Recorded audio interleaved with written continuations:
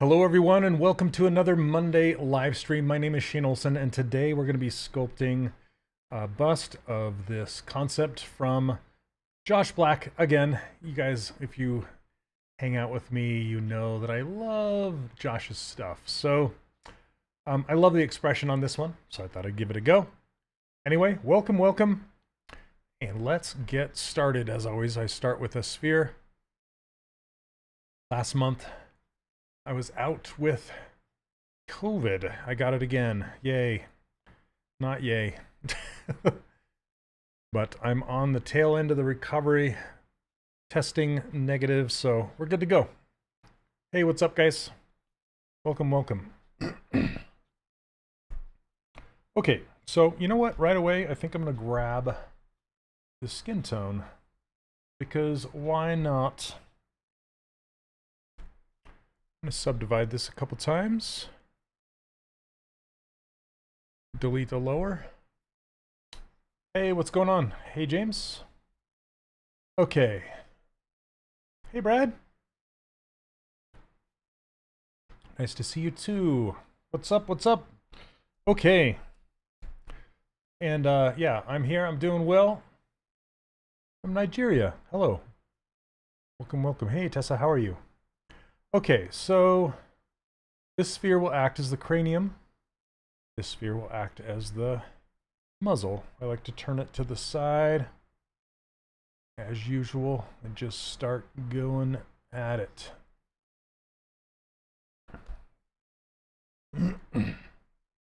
I apologize if I'm clearing my throat and doing all that stuff. I'm just kind of getting over my everything.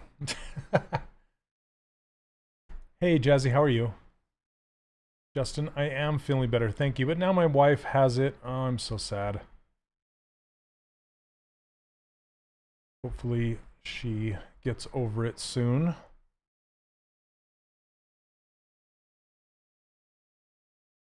Now I'm going to kind of turn this. Make it kind of high in the back.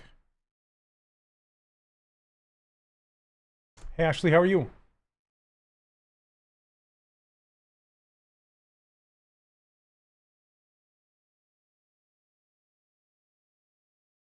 Okay.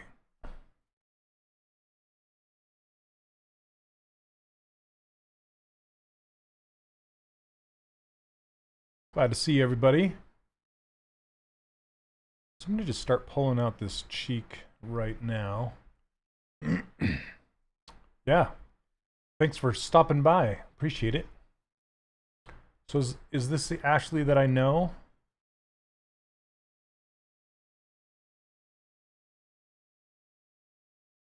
Like, have we met in person, Ashley? Fat Ashley? And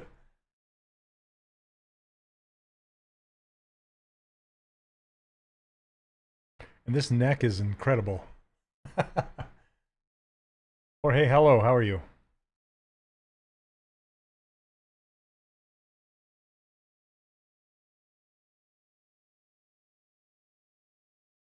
Okay. Yeah, I was just curious. There's several, so you know, I'm just making sure it wasn't if you were the one that I've met. Thanks, Julie. I thought so. Thought I'd take a break from the Pee Wee Herman I was working on before. This is just such a great concept by Josh Black that I just had to give it a shot.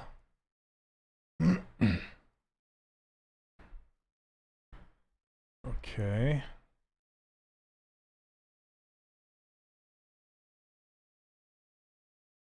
Now, you notice the density differences. So right away, I think I'm gonna move my microphone. I'm gonna go to Sculptress, turn the subdivide size down just a little bit. That's good. Just kind of even out that topology there. Okay. And then we're just going to kind of get a body represented in here.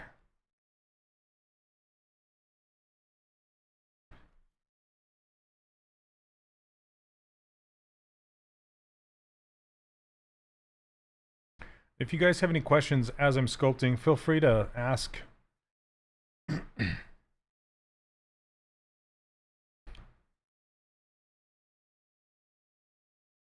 Again, we're just going to fill this density here.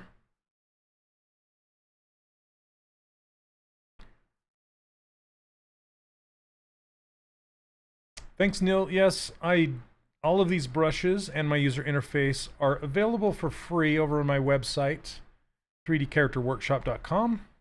If you don't have them yet, you can go grab them. I use them every single stream. Okay, let's check out our proportions on this head a bit. Got a very narrow face, which I love.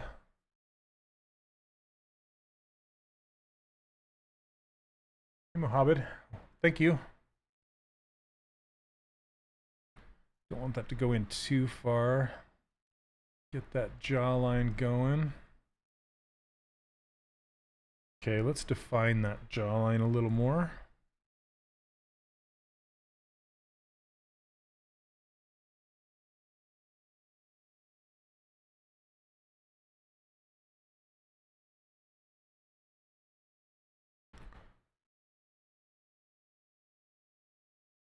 Something like that.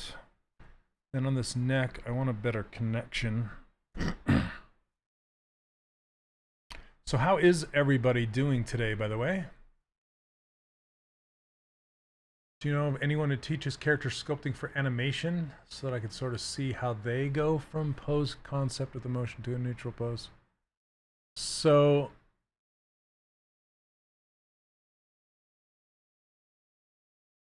I mean, I kind of cover it in the course, David. Are you, like, what specifically are you after? So with Kate, are you looking for a film on it, like film based, or because she's a game character and I use the concept and I take her all the way to animated character, and she's got a neutral pose, neutral body.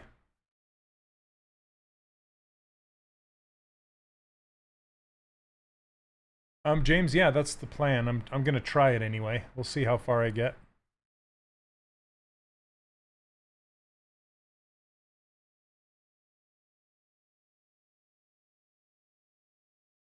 I think I also do that with Sirloin. He's just a neutral. He's just standing there in a neutral pose as I sculpt him up. Trying to understand what you're looking for there.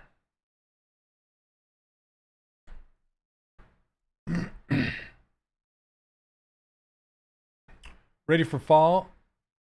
I am ready. I'm gonna pull this in.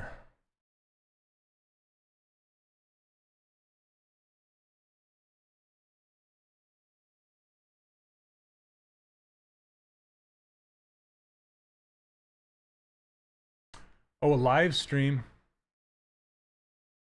Yeah, David, you're in the course, right? So what I'm talking about, you guys, if you don't know, I teach an online course, and it's been available for the last 5 years. It's called the 3D Character Workshop. And I'll just show you really quickly.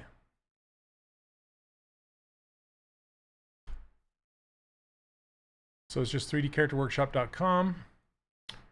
And I'm just going to log in here, go to my library. And this right here, Kate Archer Game Walkthrough. So if you purchase the course, you get all of this is the main workshop. Kate, Sirloin, Lion-O, some live Q&A replays, some industry pro interviews. So if you click on into this one, there's my goofy face when I was skinnier. Okay, so if you look over here on the left-hand side, you can see we have ZBrush fundamentals, character design, block out, refining, detailing the head and hair, character posing, rendering, and game characters. So as you go through here, you can see, well, this is where I talk about posing the character, but detailing the head and hair, this one is, it's all neutral posed. So let me see.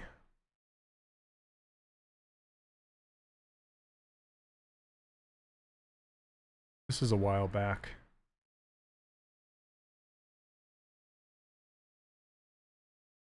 So let me see. Sorry. Oh, there we go. So here she's just in a A pose, I guess, before the real posing in the next chapter. And then if you go and you look at, go back to your library, which you can go to your dashboard right here at the top left. Back to library. Go to sirloin. And then again, you have the blockouts, clothing, accessories, detailing. So this is like 2 courses in one essentially, but you can see he's in neutral pose right here. Same with neutral face, neutral everything. And then we pose him later on. So there you go. That's where you find it.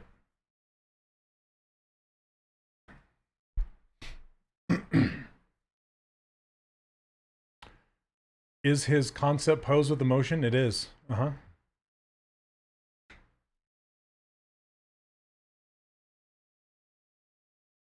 It is for sure. Okay. I mean, this is going to be in neutral for a second, and then I'll push her into this pose later on. Okay, so let's do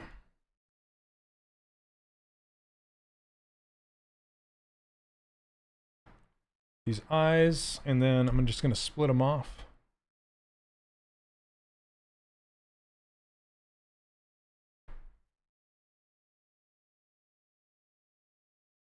Push him into the head to about there. Be a little bigger.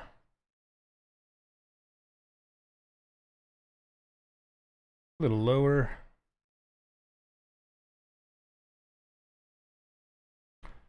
Okay.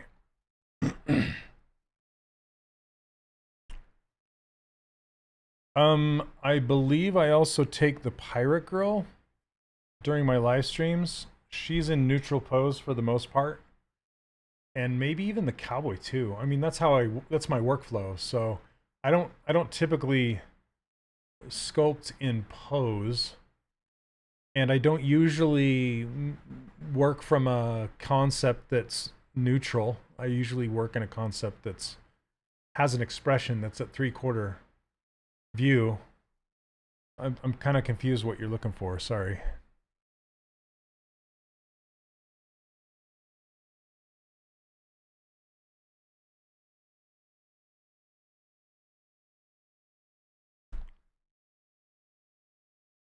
Okay, now that we have this.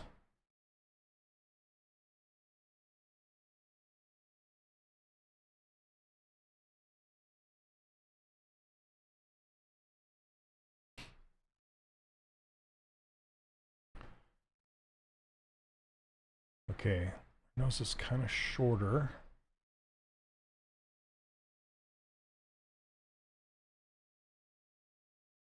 And I like the swoop that it's got.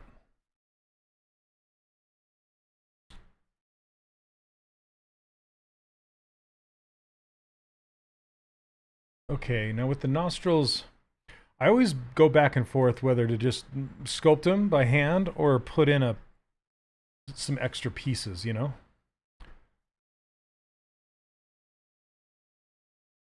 But I think on this one, I'm just going to, I don't want to do that. I'm just going to add some more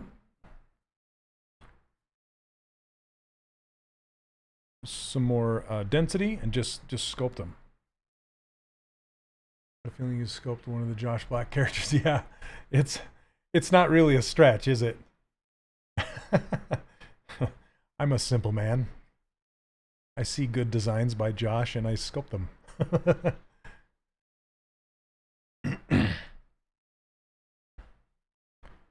Okay.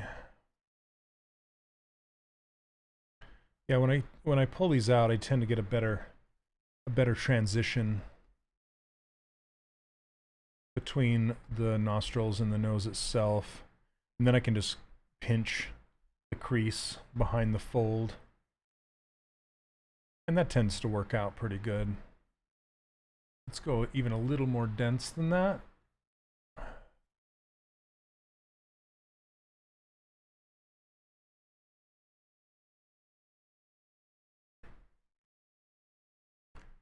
I didn't watch a lot of your streams and haven't been on the workshop in a long time. I didn't know you sculpted neutral first before posing. Yep, with every single character I ever do. That's how I do it. It's very... Sometimes, like during a live stream with a bust, sometimes I'll add a little bit of the expression in the neutral pose, just so it's easier to get to the pose when that's kind of the end goal. But typically, yeah, I will sculpt things in neutral pose. That's just kind of the workflow I use.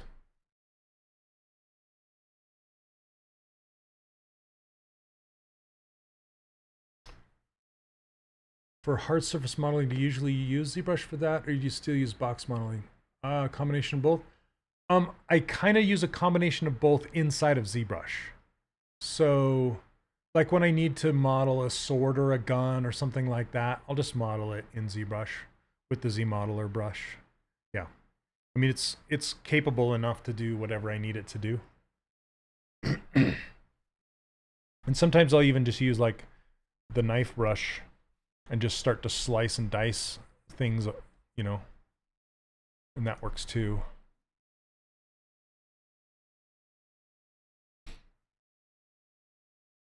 Okay.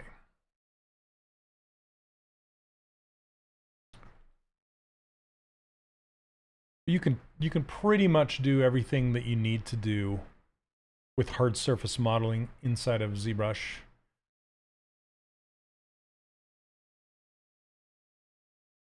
It's a little too strong.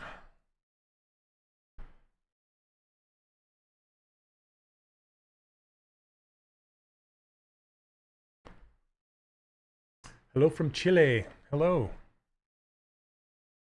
Okay, with this bottom piece here, that looks awfully funny. Yeah, okay.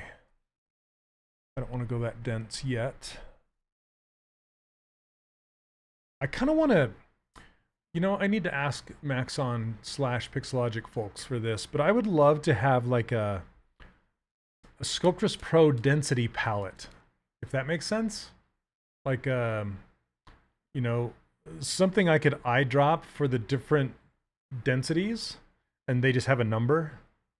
That'd be pretty awesome.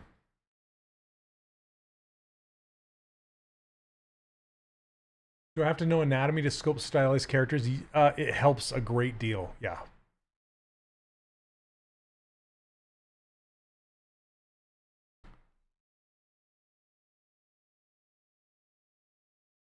In my course, I have whole sections dedicated to anatomy where I cover it in depth. Okay, I just wanted to make that dense because I want to take this polish brush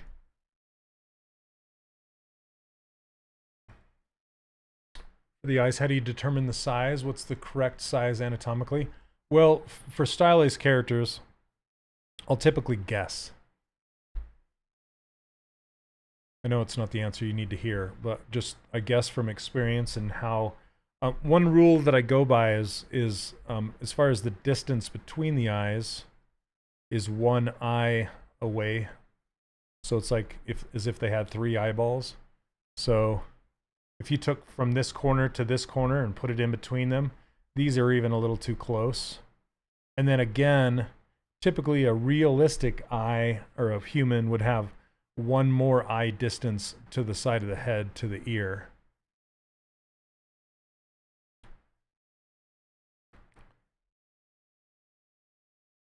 But with stylized characters, I typically don't. I go a little narrow. And I usually make my eyes larger than I think they should be. And then I'll shrink them down from there.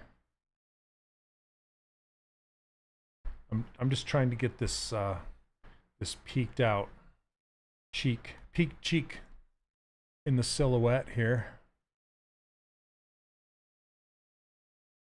And then I'll soften it.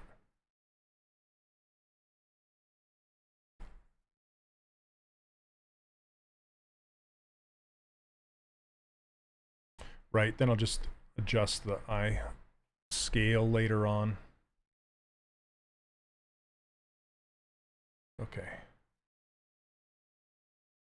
So with these eyeballs, I'm gonna grab this color.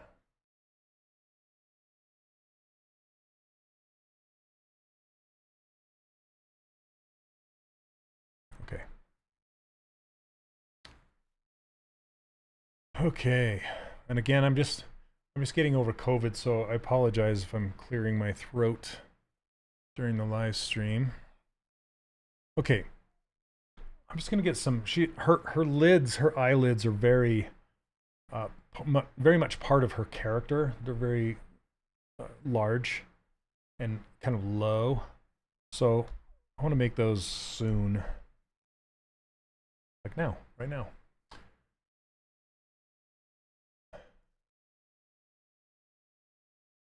Okay, so I'm going to use the transparency trick on these eyelids, where I have the eyeball itself active, and then I'm going to draw the lid right on top of the eye, but I don't want to draw on the...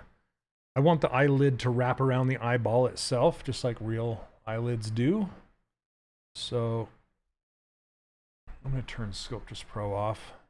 Doesn't matter, but anyway, start here. Just kind of draw across. You can continue that line down. And then go up into the head and back here with another line. And then draw some vertical lines. And you'll know that you did it right when it makes a face like this.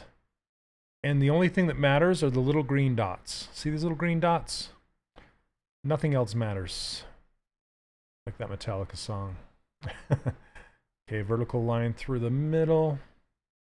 And then I'm going to do 2/3. And then 2/3.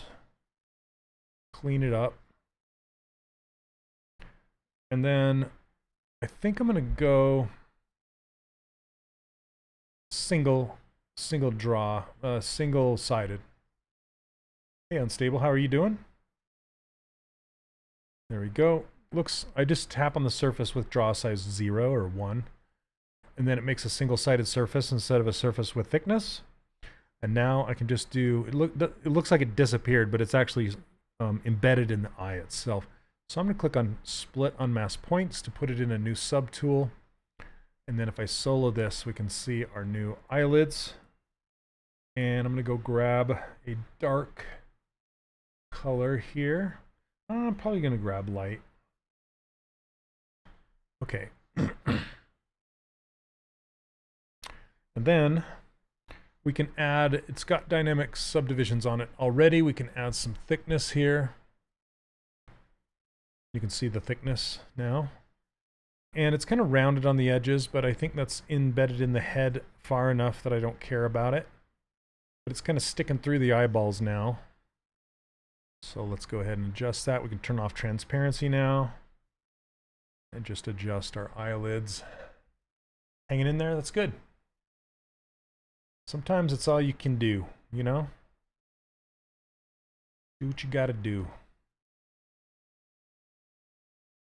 I'm now teaching at a university, a local university called the Utah Valley University, as an adjunct instructor. It's pretty fun. Great students. Okay, so yeah, I'm feeling that her eyes are too, maybe a little, I'm trying to decide if I want to, I usually don't make lower eyelids in the traditional sense like I just made these upper ones. Usually I'll just make a little shelf out of this lower muzzle piece. But this, she's got these prominent lower eyelids. The reason why is because it takes away from the feminine look. It's more, I don't know why, it just seems more like older and masculine, so I tend not to make lower eyelids, but okay. And her eyes are so narrowed. Hey, what's up, Art? Was that a newish eyelid trick? Yeah, yeah. Newish. I think I've been doing it for a while now, but it's newish. Okay, so I want to move the eyelid and the eyeball together. So that's when I use this transpose all selected subtools. Turn that on. Let's reset our gizmo. And then I'll hold down Control plus Shift, drag on the background to clear my selection. And then while holding Control Shift, I'll tap on the eye and the eyelid. And now I can move them apart slightly. Okay. And I can bring my gizmo up here if I want to, and maybe center it from the front as well. And that way, if I want to, I can rotate these a little bit. Okay. And I think I do want, well, I'm going to try and bring this cheek up because her eyes are so kind of narrow. And mine are quite exposed. And I'm going to try shrinking these eyes down just a little bit.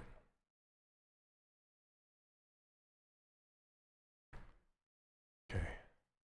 Select these again.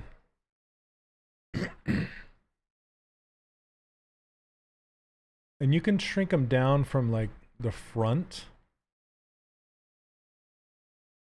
I usually like to put the gizmo somewhere near the front so it doesn't scale into the head, it scales towards my scale spot here. Because I want the distance between those. Okay, I'm feeling good about that. And let's bring this piece up.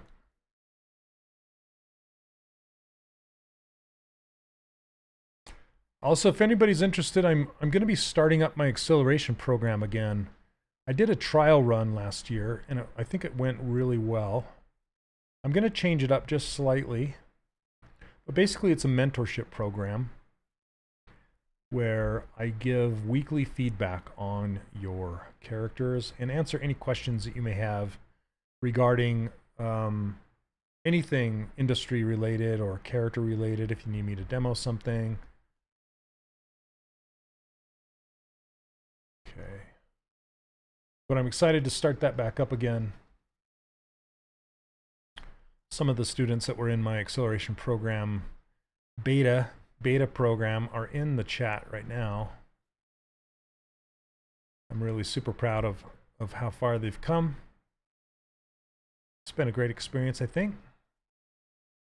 But if you're interested in joining, please send me an email to shane.olson@3dcharacterworkshop.com and I will give you the details. Or if you're already a student of my regular workshop and you'd like to join the acceleration program, just feel free to send me a direct message on Discord, on the private Discord channel.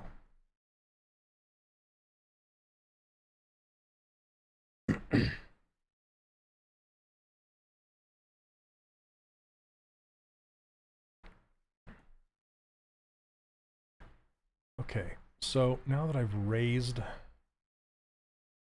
this up, I need to bring the cheeks down.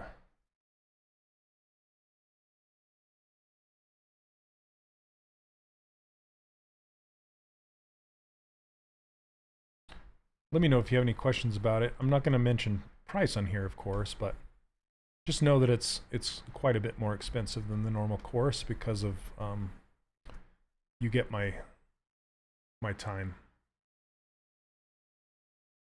Estimation of the game track on the tick and selling them at... I have no idea what that means, Ahmed. I'm sorry.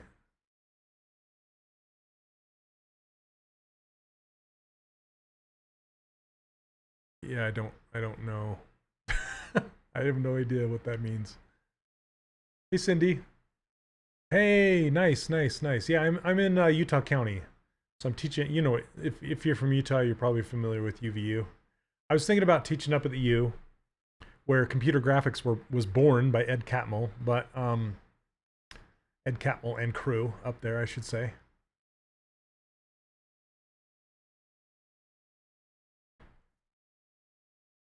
But it's a little too far away from me. But otherwise, if it was closer, I'd be looking into them as well. Okay, I have a little anomaly right here, so I'm just going to do a mirror weld. Get rid of that. There we go.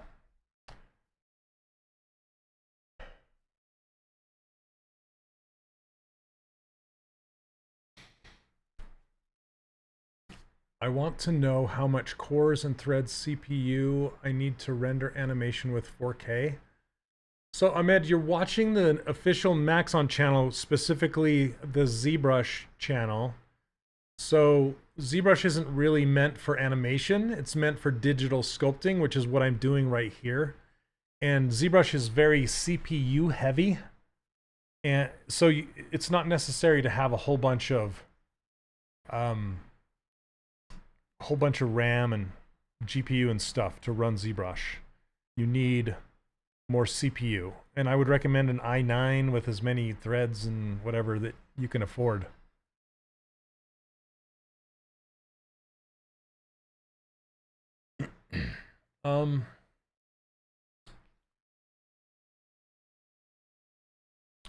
Okay, let's see. This is feeling a little better here. I'm gonna get some lips going and get her mouth going. I think I'm not gonna do the two-piece upper lip and lower mouth trick. I'm just gonna push it in and just kind of sculpt these out. See how it goes.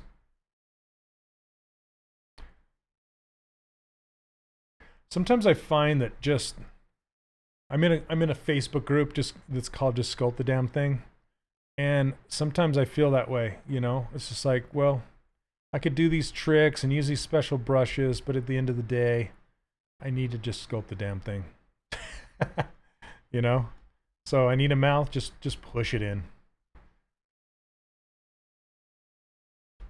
And just sculpt it. Okay, but whenever you start to run out of geometry like this, you just turn on Sculptris Pro and give yourself a little more geometry as you go.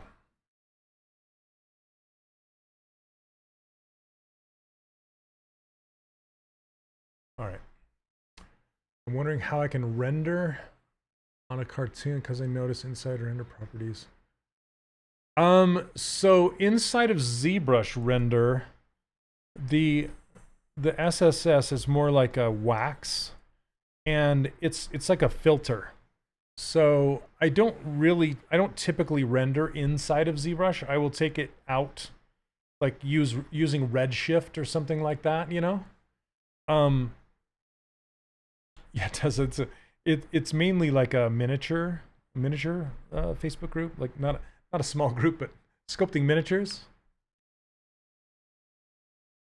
Yeah, so I would recommend if you're really wanting to get true subsurface scattering, I would not do it in ZBrush.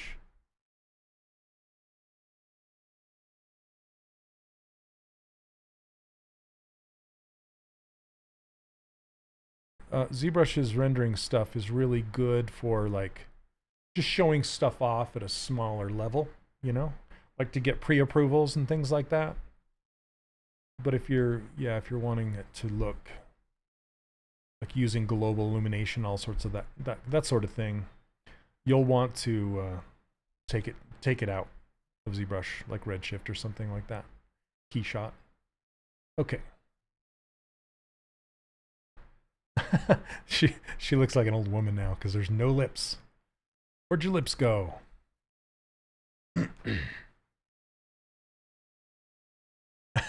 Yeah, it's just, that's pretty funny, Neil. And not wrong.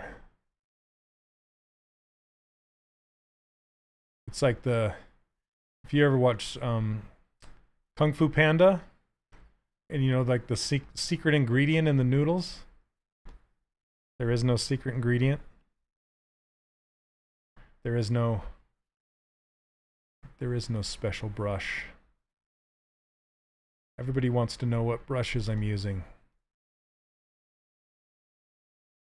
It's not the brush.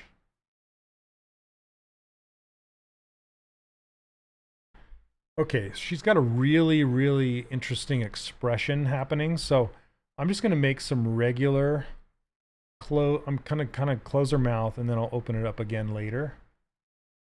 But I need to get all the proportions and everything right first. Don't want to balloon out her upper lip too much. Yeah, okay.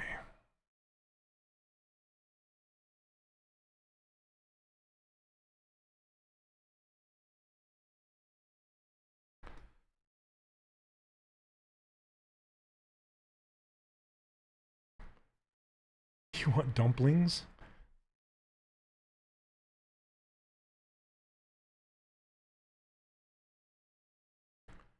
I'm 2 years now and I can't make the model like 90% of the concept.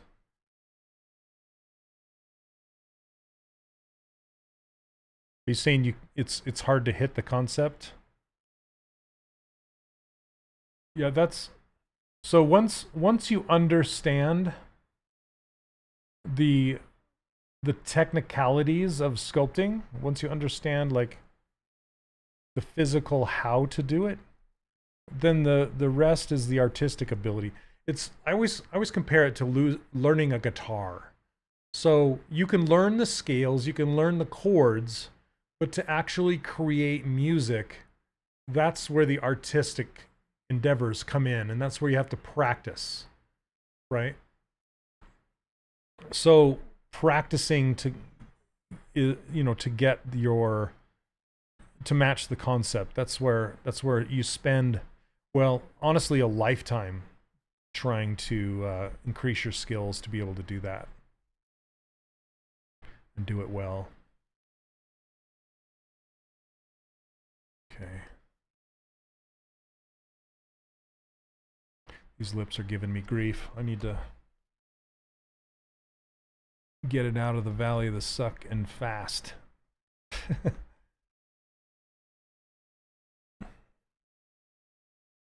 That was a term coined by Ryan Kingsland. Ryan's models ship with ZBrush, an anatomy model in the tools section. That's Ryan's. When I first heard him say Valley of the Suck, it made me laugh. Yep. Participating in Sculptober. Entering contests. Yeah, different challenges. In my online course, I do monthly challenges.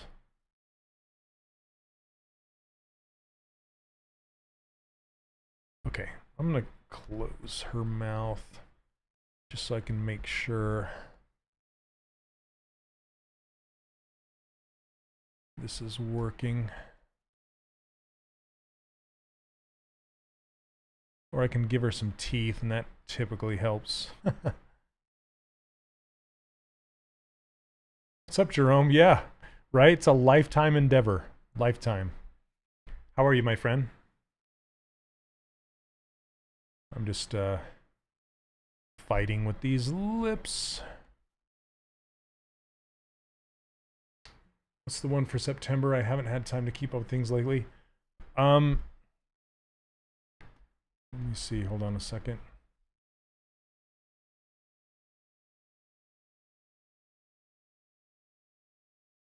I think, isn't, Neil, help me out here. Isn't this month is Mitch Leoway, correct? Like model something by Mitch Leoway. Yeah, thank you very much. I'm at the tail end. I'm out of the woods.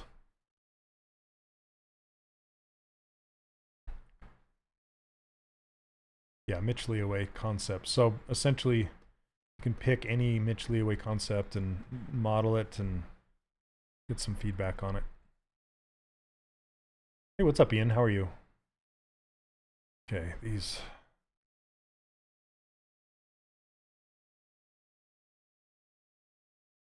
This is something a lot of new sculptors get wrong, is curving the mouth around the teeth. I notice that a lot. Like they'll keep the mouth the same curve, same arc as like the forehead.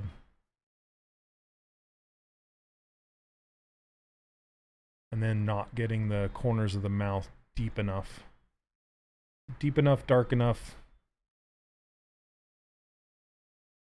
And I'm not doing a good job with it right now. I need to get some teeth in there. Hold on a second.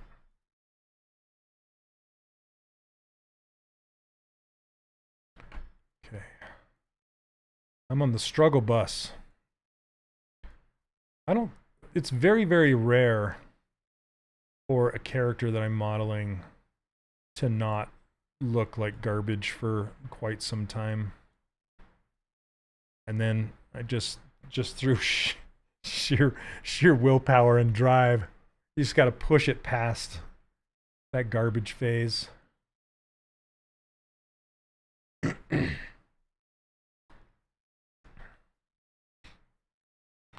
Okay, let's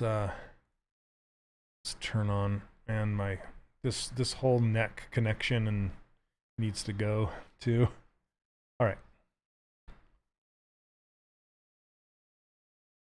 I kind of want to make her have uppers and lowers.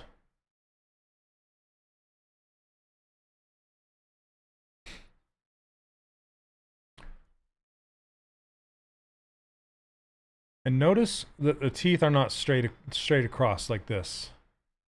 Okay, they're going to angle and match the angle of the skull. And then kind of sit in here like this, and then make a set of lowers that are kind of overlapping slightly.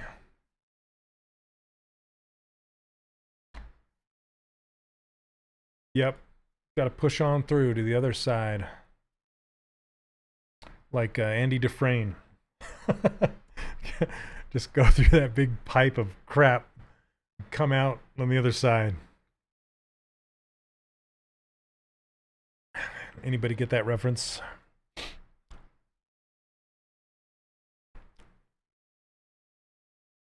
If I could do a good Morgan Freeman voice, I would. Andy Dufresne. I can't do it.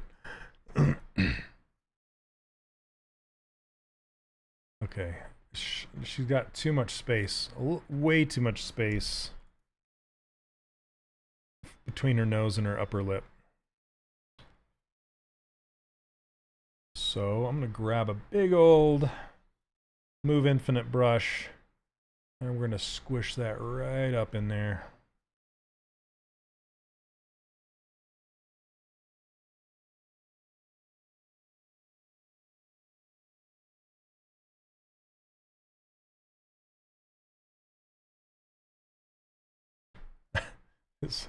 This head, now I got the jaw too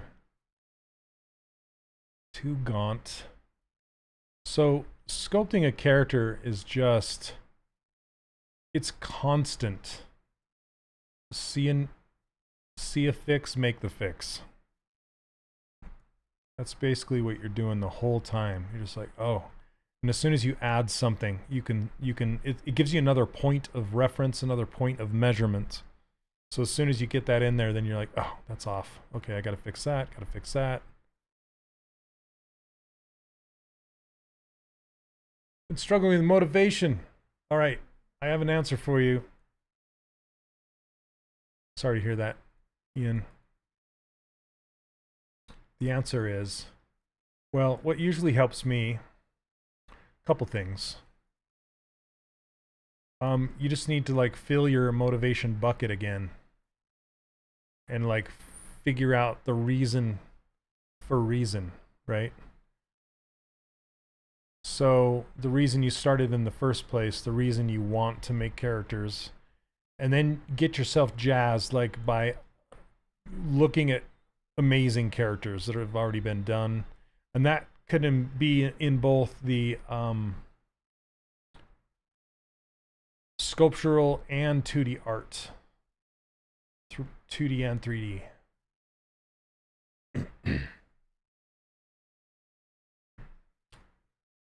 I think Morgan Freeman could do Morgan Freeman. That's funny. So what I do is I've made a Pinterest page. Let me see. I can share it.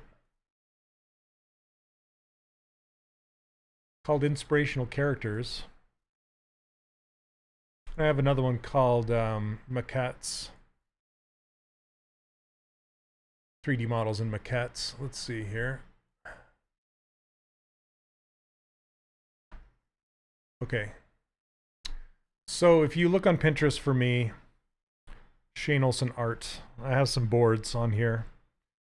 And I have inspirational characters. I have anatomy. Yes, there's even some AI characters that I get some inspiration from. Maquettes and 3D models. And then I have a bunch of hidden stuff. But for the most part, if you go here, you look at inspirational characters, there's just, I just have a whole bunch in here that I just look. And then Pinterest is a rabbit hole, right? So if you see an artist that you like Brittany Myers here, and you go down that rabbit hole, and then all of a sudden you see a bunch of her art, right? Brittany's great, by the way. Met her at CTN one year. She's fantastic. Or it takes you to like their Tumblr, wherever this art is from. Typically, it will take you so you can see more of their stuff, and then you just kind of go down the rabbit hole. That's the best way I've found to find inspiration, new concepts to model, that kind of stuff. Set a timer. That's a good idea. You have over 1,200 pins on Pinterest. There you go. Yeah, just get in there and keep going.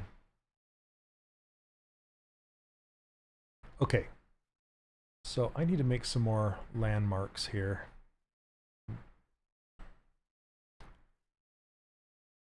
Yeah, a bunch of Power Rangers. It's just stuff that I don't know, that I've like used for like a job or two. Like I have a steampunk thing.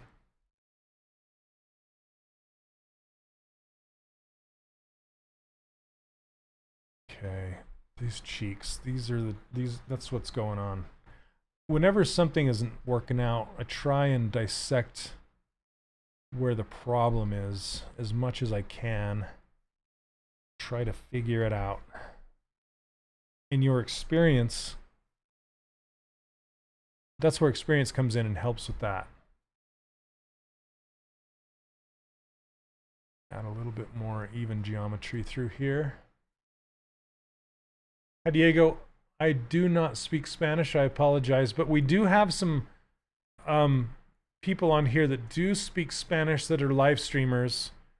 I want to say Oscar, he does. He'll do multilingual between, like, you can understand what I'm saying.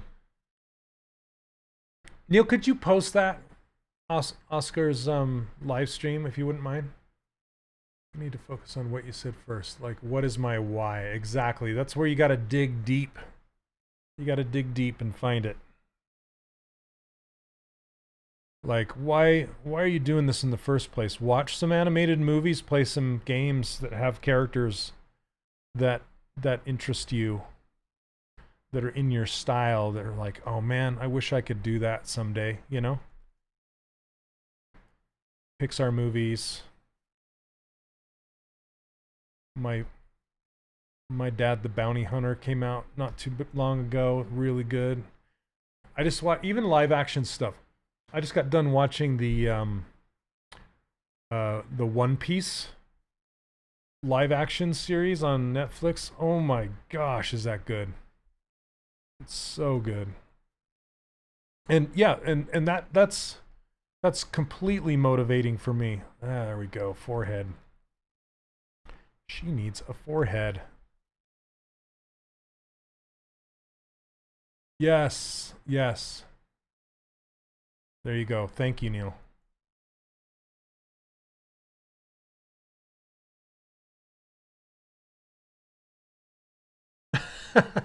You've been wishing for what? Leonard, how are you? Jerome was just here a minute ago. I don't know if he's still hanging out. Keeping me running in the background. Okay, I kind of want to see how this head is scooped up in the back. I want to do that.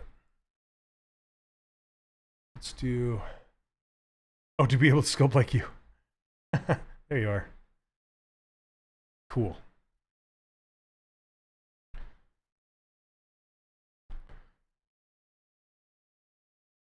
So if you guys didn't know this or not, I'm continually blessed with professionals hanging out with me during my live streams, like Jerome and Leonard.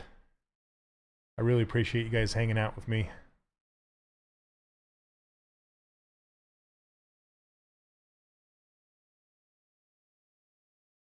Personally feel like the first Spider-Verse was more impactful, but the newest one's set up nicely for the third movie. Yeah, I feel you there. I wanted to ask how to tackle Stylized. Oh, I think you might have asked in the past, or somebody did. I don't seem to be able to get it right, and it's been bugging me the past few days. Well, you know, obviously the character I'm working on right now does not have fur. So, yeah, I won't be getting into that. But I can roughly go over an example, a couple examples of what you could possibly do. One of them being, go find a fur brush. Like there's 3 different types of fur brushes that you can find that people have made that help me out a lot. One of them is based off of alpha. Okay, it's just like an alpha stamp. It kind of works like, here, let me append just a sphere 3D. And we're just gonna flood fill this. No, we're gonna redo it. Okay, hold on a second.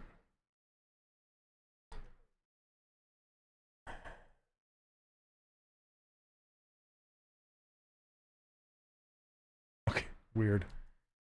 This is just weird. Okay, so a couple things you can do. So you can get just a standard brush. The key code for the standard brush, I don't have it on my user interface. I don't use it that often, but it's BSD. No, it's not.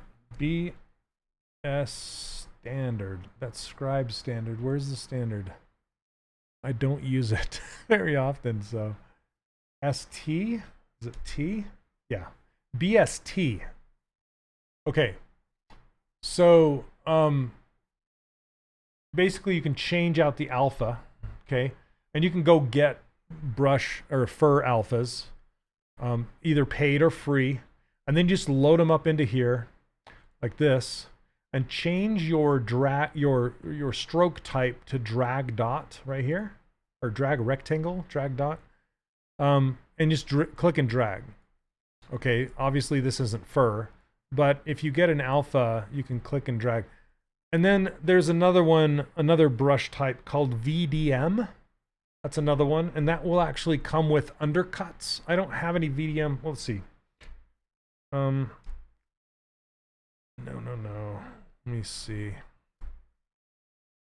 We have some VDM brushes up here, like this chisel creature brush, and you can find fur brushes that are they're kind of like these brushes here. Let's see. Oh, there's this. Here's some scales that kind of show you. Okay, and you basically click and drag, and they come with undercuts. So if you're going to be 3D printing or for manufacturing and stuff like that, so you kind of have to be careful with undercuts. And then you can just kind of drag, starting from the bottom, and just kind of build your way up. Okay, so that's one way of creating fur. Just go find some fur brushes like that. And then the last method, well, there's 4. Okay, this alpha is the first one, VDM is the second one. The third one is using actual shapes per hair clump. And let's see, let me see if I have any. Like these SK brushes are a good example. Okay, let's use this Maxon hairbrush. Okay, so this is a curve brush. Change the stroke on it.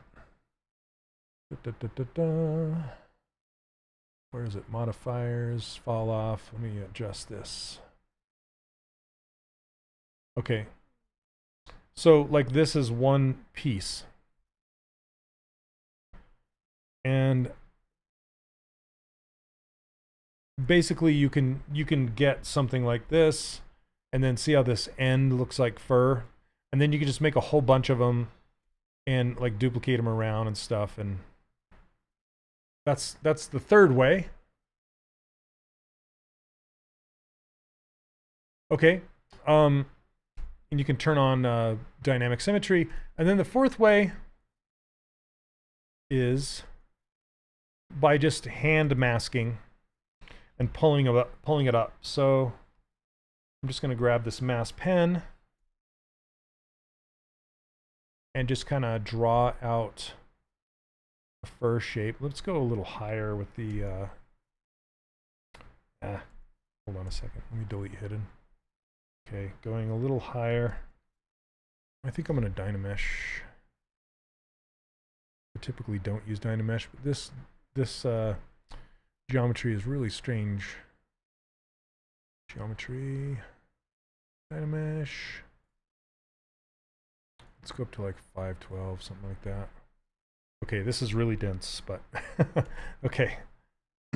Essentially, you can draw a mask that's like shaped like the fur that you want.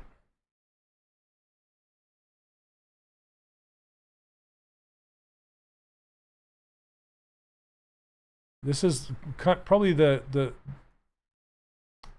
most predictable, but also the most time consuming. Okay, this is how we did like Sully's fur from Monsters Inc., from Disney Infinity. And then you can come in and like get rid of the, looks like a frog foot or something. Anyway, you can kind of trim it up like this. And then when you're all done, you invert that mask like this, and then you put the gizmo up here like a big hinge, and then you can just rotate it out like this. Okay, looks like I need to clean it up a little more. So if you get any stray lumps and bumps in there, just do it again. Just adjust your gizmo to kind of aim down the hair and just rotate it up and out. Okay, and then you can just clean it up. So you can just kind of come in here and just smooth it all out. Anyway, that's 4 ways of making hair, making stylized hair. You see it from, and this will 3D print really well. Doesn't have any undercuts or anything like that. So hopefully that helps. See you. Okay. Now go back to my ugly model. Thanks for the help. I've learned so much from you in the past year and really enjoy tuning into your streams. You're welcome. Sometimes I go back to something I haven't finished for a break. I will notice things that I didn't see because I haven't looked at it in a long time. That's a very, very good piece of advice, Leonard. Yeah, go back to something that you've been working on in the past.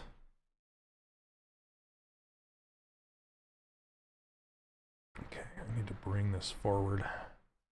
She's got an alien head.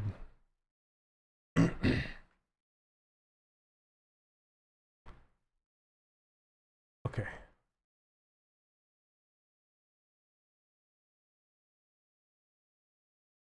You can watch it back. This will be back on Pixelogic / Maxon's ZBrush channel. You can watch it there. If you did miss it, it's not a big deal.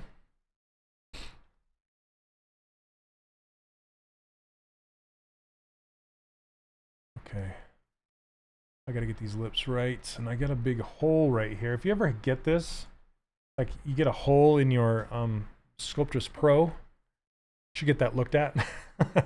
Anyway, if you get a hole going, basically if it's happening on this left side, ZBrush will mirror from left to right, so I need to get that over onto the right side.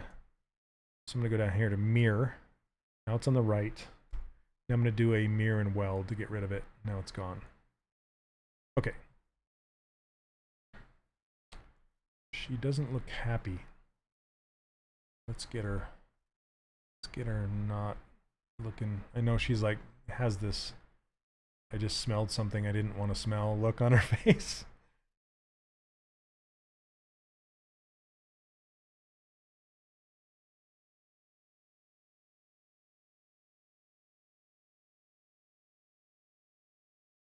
Hey, what's up, Luella? How are you? Never thought about masking the hair and rotating it out. Yep. What if it's not on the left? If it's, you just mirror it so it is on the left and then move it over. Otherwise, you just mirror and weld it. No big deal. Just the side you want to mirror, which is the left side, make that side look good. And then you'll mirror the left to the right. Okay.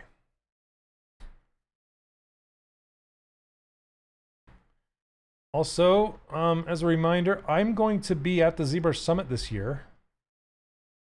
So if you are going, I'd love to hang out with you and see you there and meet you.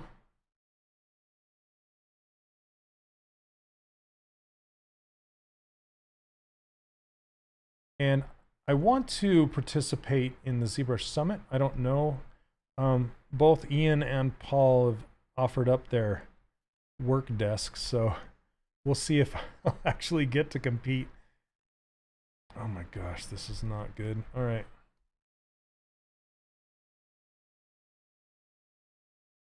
Man. Her cheek is way in outer space. And then she's got this gaunt cheek. And her mouth is too wide. I'm all over the place, you guys. All over the place. We'll get there. We'll get there.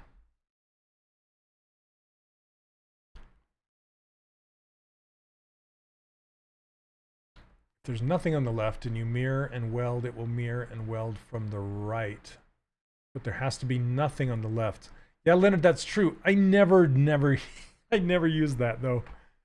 I always forget it exists, so I always just, and I'm so used to the way it's always worked.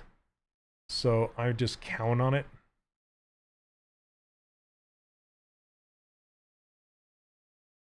Mirroring from the left to the screen left to screen right, character right to character left. Okay.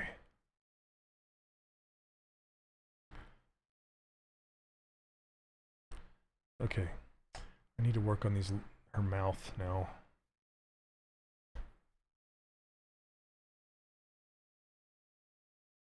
I'm happy when things don't go perfectly. I mean, it's frustrating, don't get me wrong. But also, sometimes on these live streams, things tend to go better than they normally do during my regular work day or whatever. So, and I feel bad because then it makes it look like it's easy and it just happens. But it's not always the case. And most often it's not the case. Most often your character, like I said, it'll look like garbage for a while. So if it does look bad, do not fret. Or you're not the only one.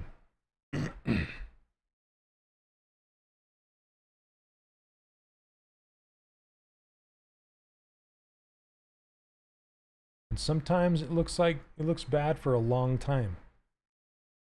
And sometimes you don't know how to make it look better. That's where mentoring comes in. Or even showing anyone.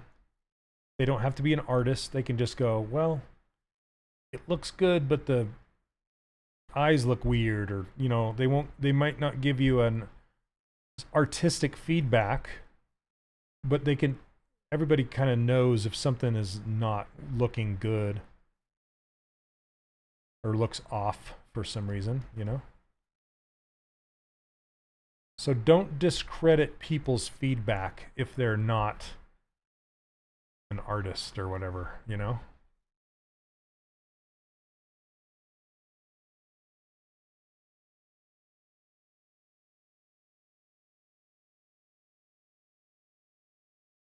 And some people might not know what's wrong, they just know that something is wrong. Like, that looks weird.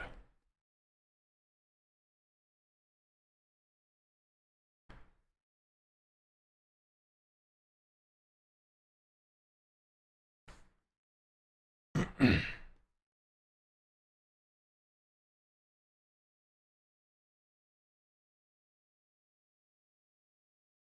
I'm just trying to get some real estate on these lips.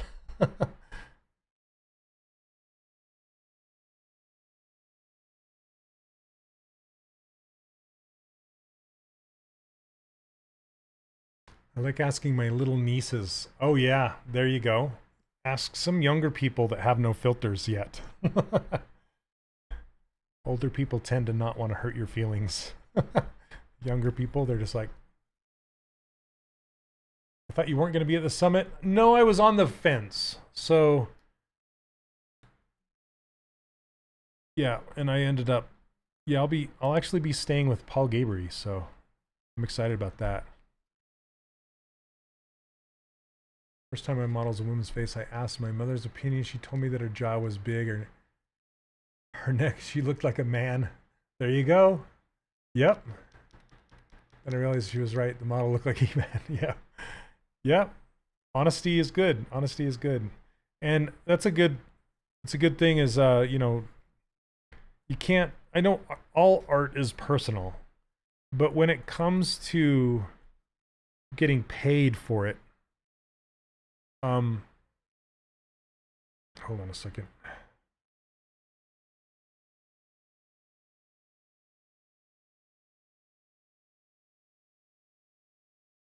Okay.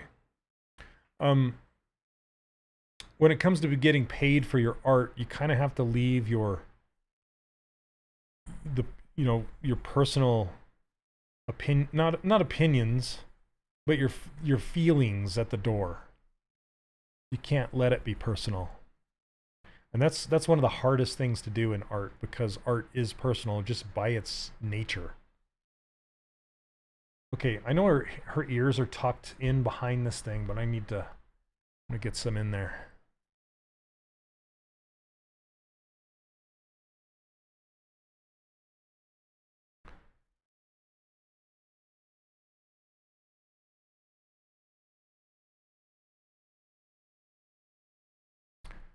Okay.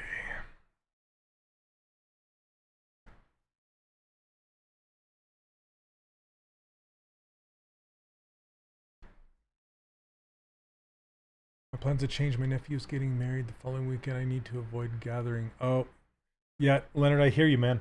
I'm just getting over COVID again. Again, it's back. I'm back, baby. Never freelance. I will, however, very expensive lance. Nice. My lance is not free.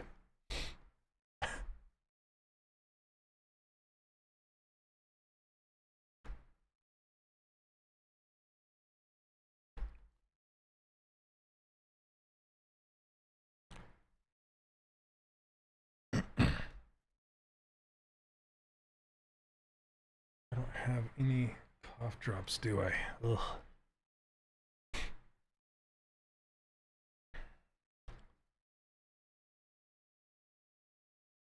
Okay, so, well, let's just see how far I can get with this density.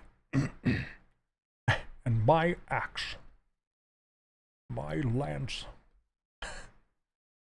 My daughter is taking a reading for pleasure class in her high school, and she has to read Lord of the Rings, and she has to watch the films to compare what the differences are. It's really interesting.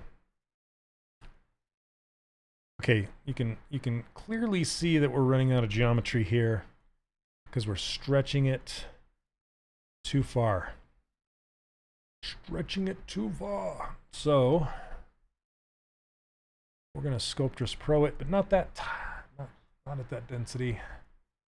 That's better. Okay. Let's just flood fill that. Give us some more geometry. There we go.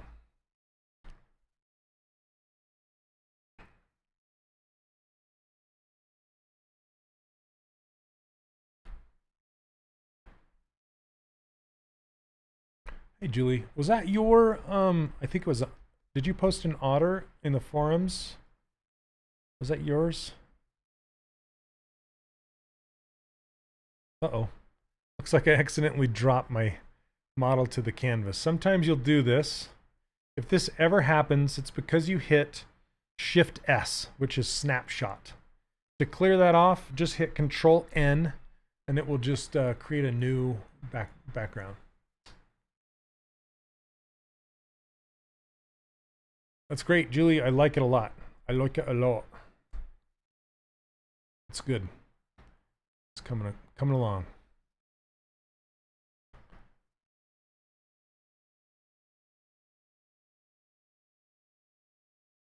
If it wasn't an Otterby. Ba-doom-tsh.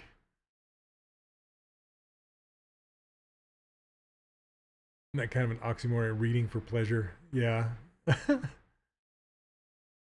Reading through Lord of the Rings with my wife for the first time. Almost done with the book. Pretty great. First third of the book's a bit goofy. Yeah, with all the songs and poems, and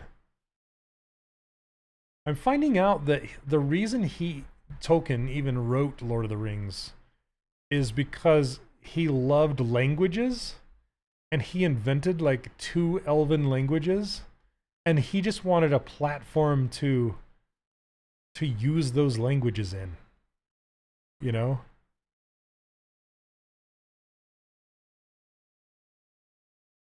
I thought that was pretty cool.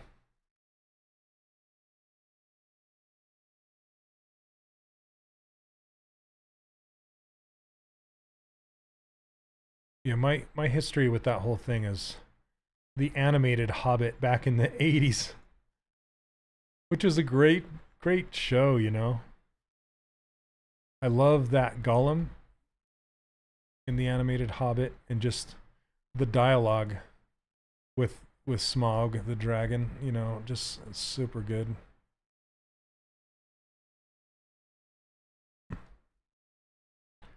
The more current Hobbit films should have just been one film. They're okay. I think Bilbo said it best when he said, it's like butter being spread across too much bread. That's pretty much the definition of the Hobbit films. Love the animated Hobbits so much. Love to do sculpts based on those characters. Yep. See, there's some inspiration for you, Ian. Just gotta find something like that. So must have started with a movie shock when someone says they read the series and skip. Yeah. You gotta know where to start. You won't. Everybody does it. It's okay. Yay.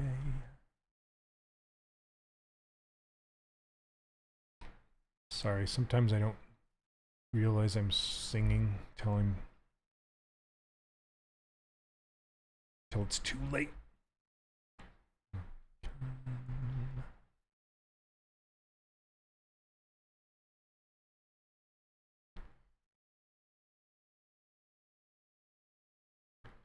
Okay. Sleep in.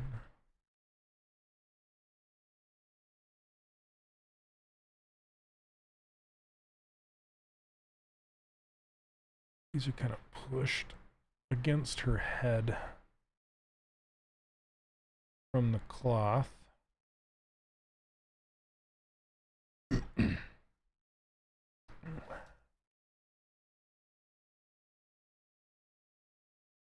Okay. Little break for a second. Drinking some water.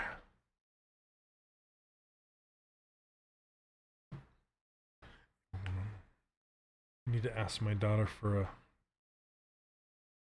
cough drop. 1 second.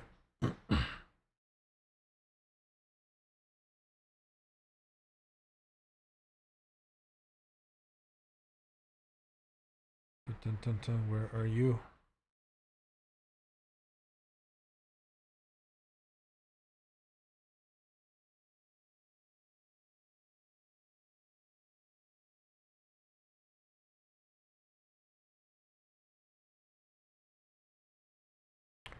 Okay. Let's see.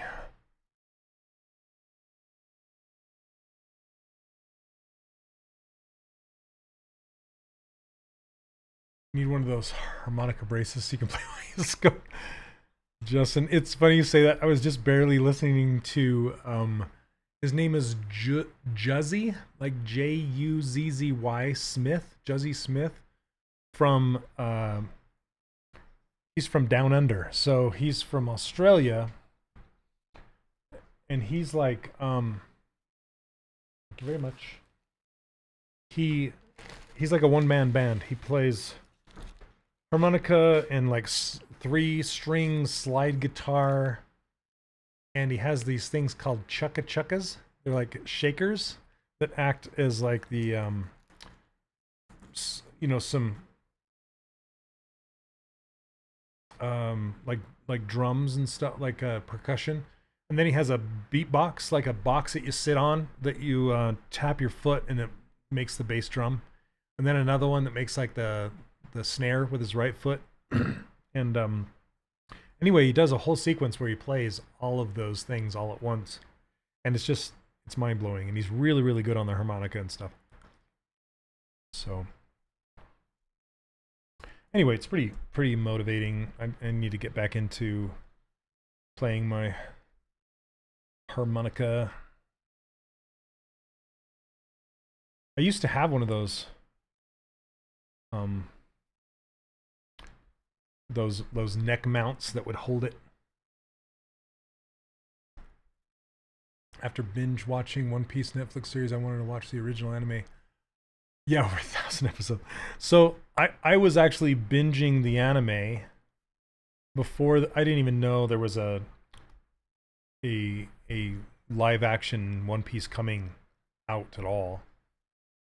And I'd kind of watched up until they basically pack in about 20 episodes into one episode for the live action, and which is nice because they get rid of all the fluff and not all the weirdness, but some of the weirdness, which is really good.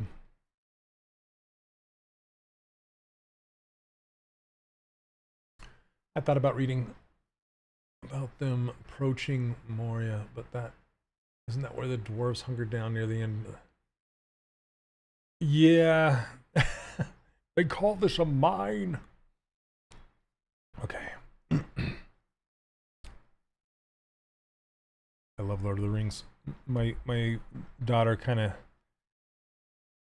has a little edge because I know those movies so well that she can just ask me.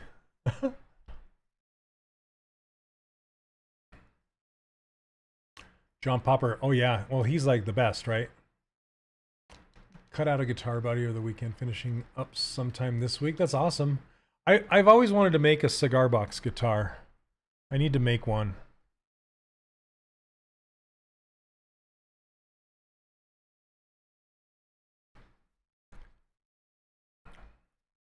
Hey Leonard, do you have, just curious, this is a stupid question, but do you have access to an aluminum, like what's it called? An aluminum milling machine, right? Like that you used on your AT-AT?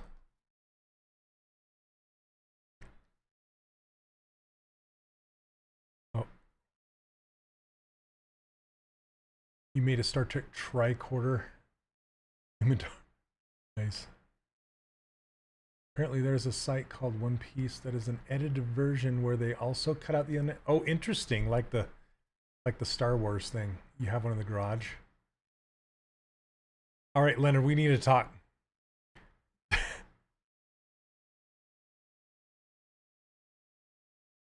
Because I wonder if it's possible to make a cigar box guitar out of aluminum. Like the body, not the neck, but the body. Maybe even the headstock and stuff, but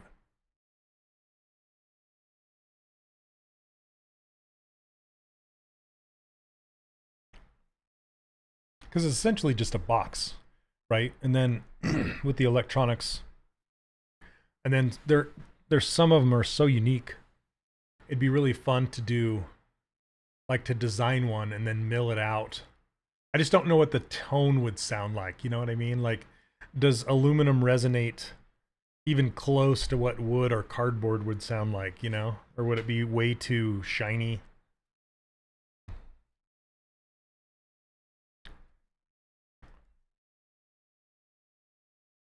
Or bright, I guess. Would the tone be way too bright? Tried watching One Piece, but lost interest after 6 episodes of them just fighting the big claw guy. Yeah, you got watch the live action. Are you? It's a condensed. It takes all the good things, good storytelling, and makes it watchable. I'll just say that. A gas can guitar, Mark. Hello, Mark. By the way, I've seen guitars made out of like everything, like a shovel, you know. So I wouldn't think it would have too much effect on it. Tinny and high pitch, yeah, that's what I was thinking. Don't know. A Roland desktop milling machine. Saw him live in acoustic set. Oh my gosh. Yeah. So I have about, I want to say I have 10 or 12 because they're all in different keys.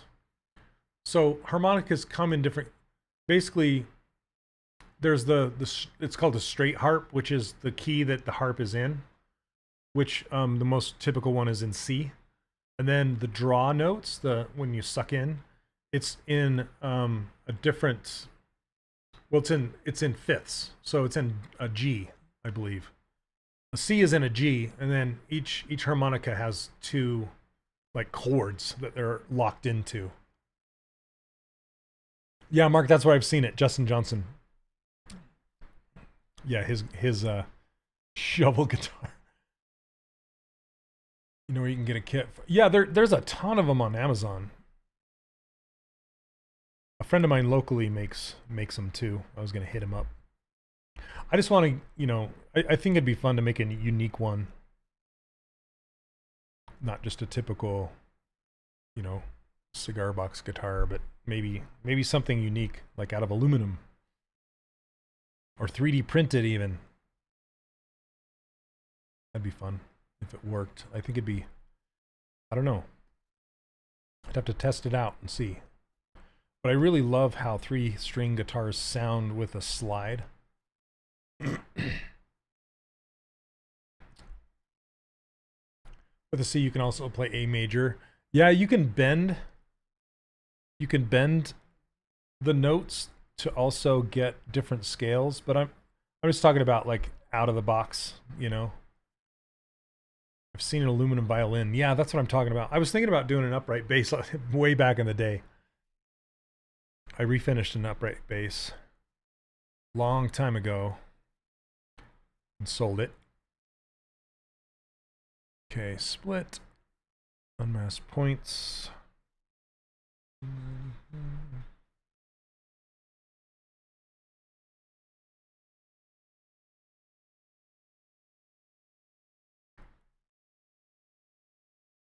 3D print a mold and cast it in aluminum. That might work. And then polish it really shiny. That'd be fun. I just don't know how much it would cost in like material and all that kind of stuff. A pretty penny. These aren't from Amazon, come from a legit lithium supply, but you can take the neck from it and replace the body. Yeah, that'd be perfect, Justin. Something like that. I used to carry a violin case in college that I converted to a toolbox. That's awesome. Sure it wasn't a Tommy gun?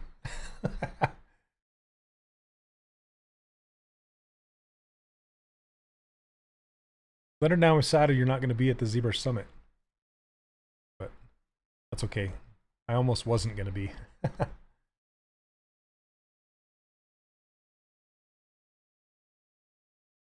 Okay. Turn this on.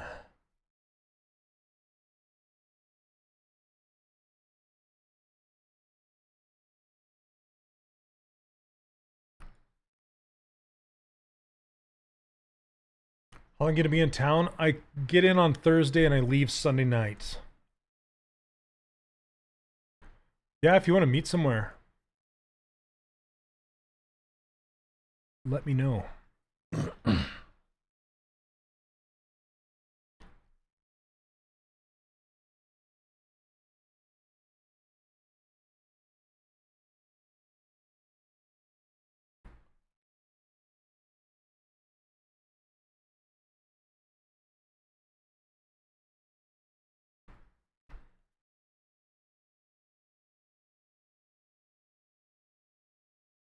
Okay, sounds good.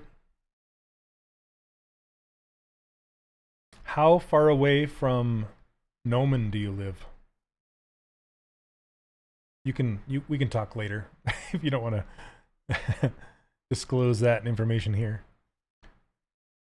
Yeah, we should just do it like a Zoom call or something.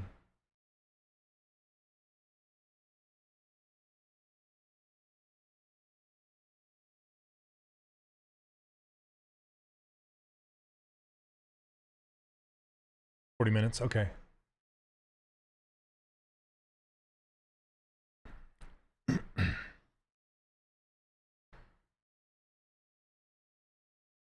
Goodness.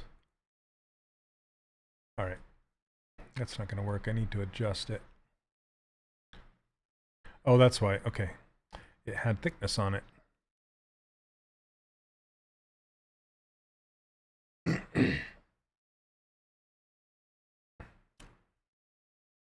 ZBrush Summit mostly just hanging out and saying hi to folks and watching the presentations. Yes. AKA, do I need to worry about having a functional portfolio in hand like I would for the Lightbox Expo? That's a great question. There are typically people on site giving portfolio reviews, but it's not really what you go for. Like the Lightbox Expo, that's not really the reason you're there. So I wouldn't worry about it too much. But usually, I mean, if you have an art station or something like that and you have your phone or an iPad or something, you can just like whip that out and show people. That's what I typically do. You know, just like, here's my portfolio, it's on my phone. And that's usually good enough for people to get a gist of your skill sets and things if you that way you're not hauling something around. From Finland. Hello, Burak. I don't know if that's how you say your name, but welcome, welcome.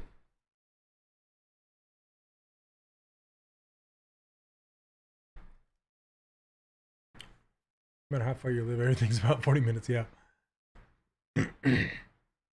Sounds like a good sized mill. I was concerned because my tablet is so old, I don't know if it would handle 3D. Yeah, I mean, just images.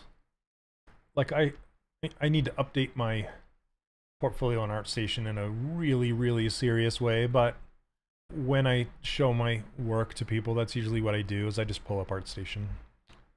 Say, here it is.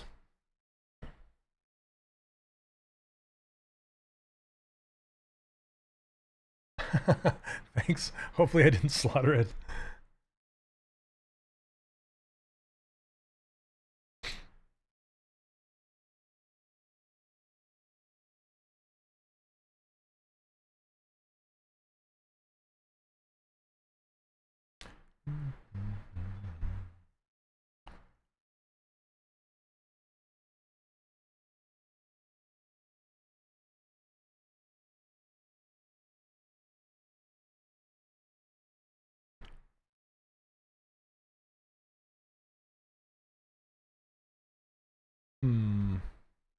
Too much, I think.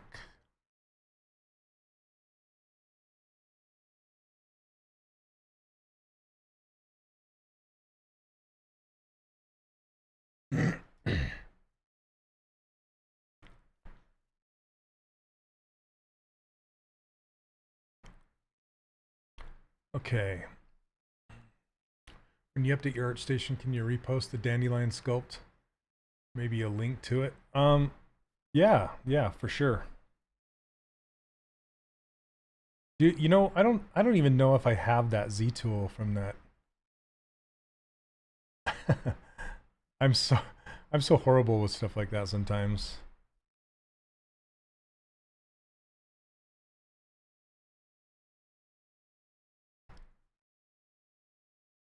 I have hundreds and hundreds and hundreds of characters that I've modeled in the past. I've been using this thing called Character Creator recently by Reallusion, and it's really interesting because you can take their base mesh and kind of morph it or warp it around your character and then send it to Character Creator and then adjust it further, like pose it, and it comes like pre-rigged, including facial animation. So if you use their base mesh, you can very, very quickly get really far with like previs, you know, like just checking it out and making sure it's going to work. Really nice. Got my PC back up and running. How's it by lightning? Oof. I lost the image you and Neil sent me. Talking about Lord of the Rings, I think Nerdforge just did a cosplay video for the Dark Lord. Oh, nice.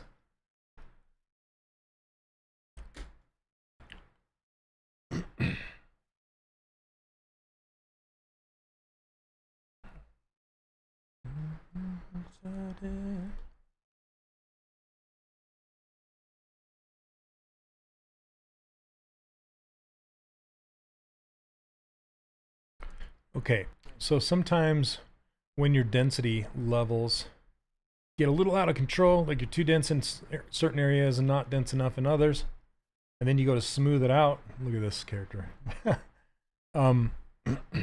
Sometimes you'll get these bad surfaces. So what you can do is just find an in-between. The Sculptress here. It's too light. Yeah. That's my too heavy. Yeah, sure, that works. You want to go lighter rather than heavier most of the time. Just kind of smooth it out there.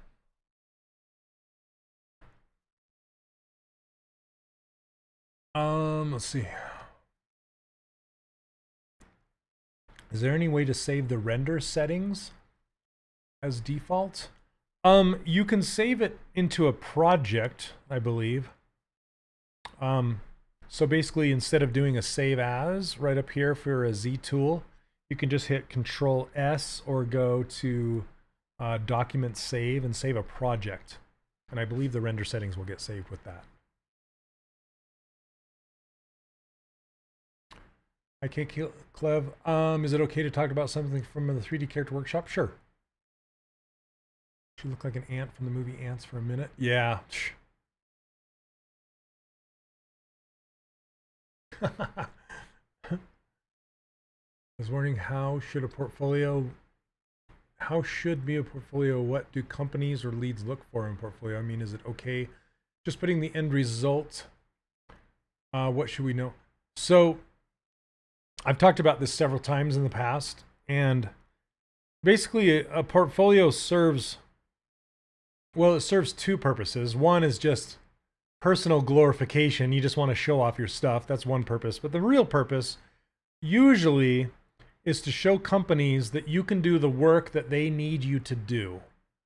And this goes for all jobs across the whole world. Is the reason jobs exist is because companies need help to do something, to perform some, make some product, perform some task, do some service. You know, they need help doing something. And this is what I tell my kids too. And it's same with like a game company or a collectibles company. They need help creating the product that they need to make. So the goal of a portfolio is to show that company that you can help them do the thing that they need you to do. If you have that mindset in mind, then it should change your outlook and your perspective. And so say if you're going to be applying to, say, Blizzard or something like that, you want to have in your portfolio something that's going to show Blizzard's, even specifically a certain team, like the Overwatch team is different from the World of Warcraft team, which is different than the Diablo team, right? If you're specifically wanting to get on a certain team, you need to have art in your portfolio that shows not only that you can do the type of art that they make for their game, and I'm not talking about fan art. I'm just talking about art that is in that realm of possibilities, right? Like for example, when I was able to do that skin for Overwatch, I didn't have any Overwatch fan art in my portfolio.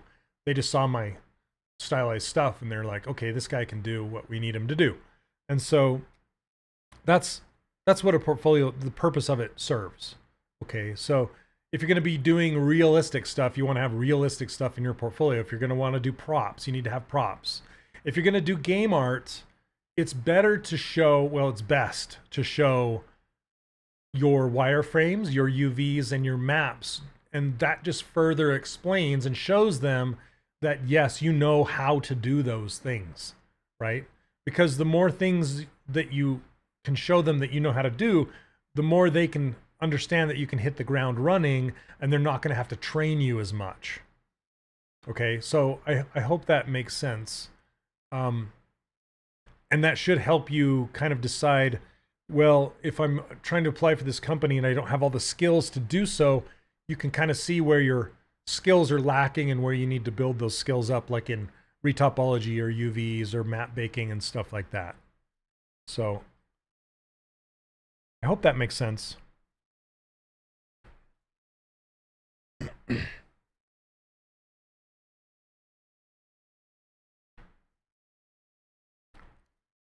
Oh, the dandelion sculpt. Is that what you gave? Okay. I think that's on the ZBrush live page.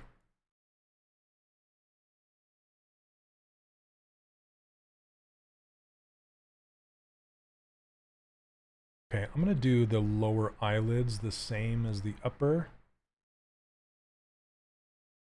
Just going to try it. Because I think if I try and sculpt it, it's going to get lost.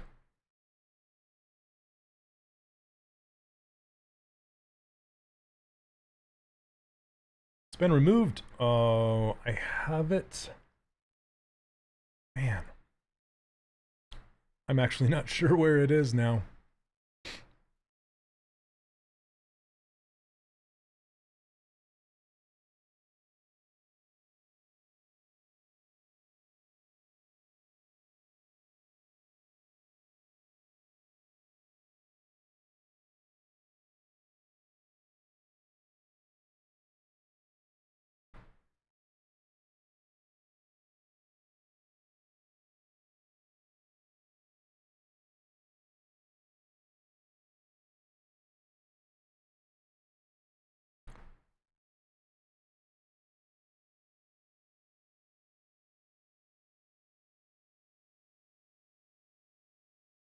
Come on. Come on. There you go.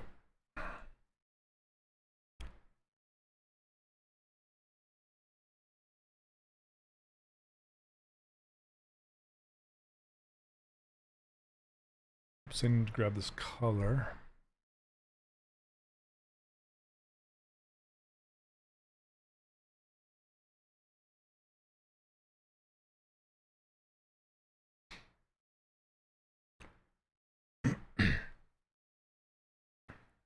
Super low res. Man, I need to dig it up now.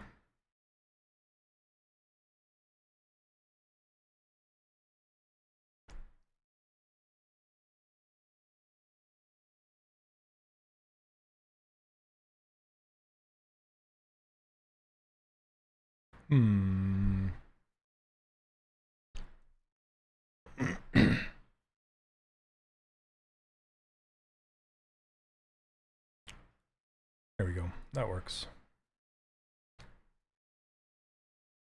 I think I need to give her some lower lashes to match.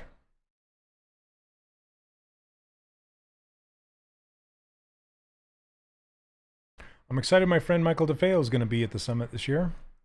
He's actually giving a workshop. That's another thing they have at the ZBrush Summit are workshops. Like I gave one year with Matt Thorpe. I don't know why I said Matthew. Yeah, Matt Thorpe. And then I took one from Aaron Bernhardt one year. Yeah, those are good. I think Pablo Munez Gomez is doing one. Michael DeFeo's doing one.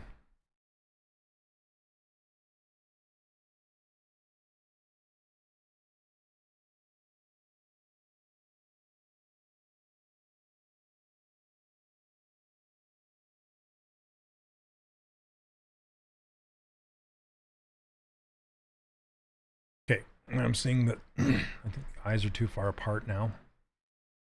So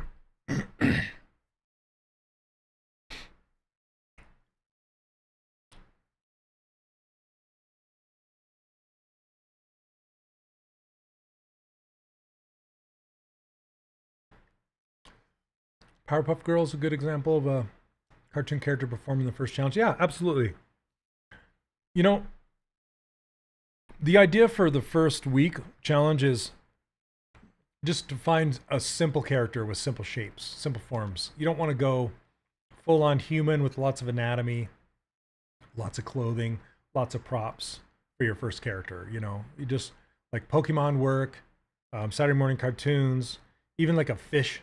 Like I'm having my students at UVU, they're doing a fish as their first one. So yeah, just something.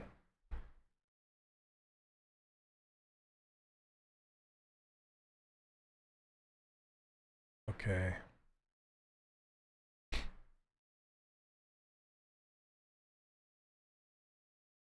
This is just a little too high up in here. Using the detail brush to dig it out. Extraordinary.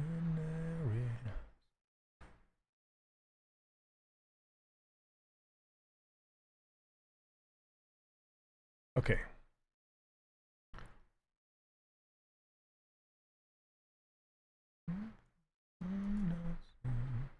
Let me work on those lips a little bit more. What do we got? 15 minutes left. Alejandro, hello. How are you? Are you the Alejandro that I know? Are you going to be at the ZBrush Summit this year?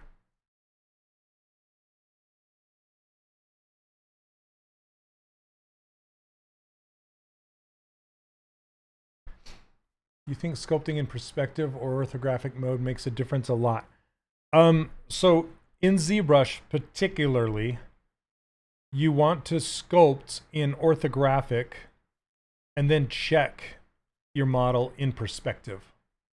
Because a lot of the tools don't work very well in perspective mode, like your trim brushes and things like that. So you want them in orthographic and then go back and forth. Like I work in orthographic most of the time, and then sometimes I will I'll put it in perspective and check it here and there.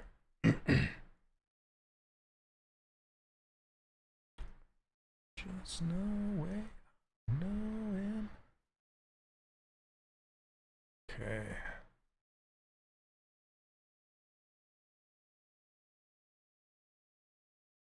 Did Mr. Whiskers from Brandy, Mr. Whiskers, gave me quite the headache. Yeah, the more detailed, the more you're gonna struggle with it. So the idea is to just find something with minimal detail.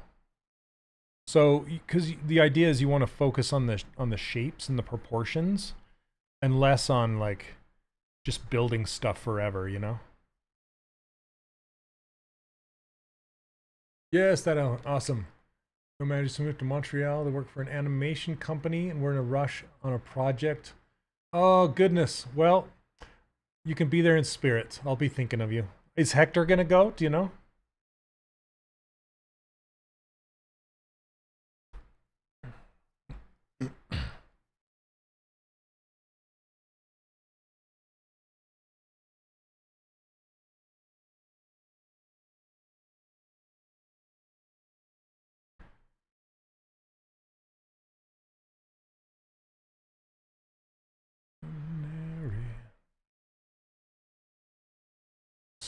Sometimes I'm sculpting in perspective, but once I change it to front orthographic, the character looks a bit different. Yeah, for sure. Yeah, and you can also toggle between them quite often, and it should work.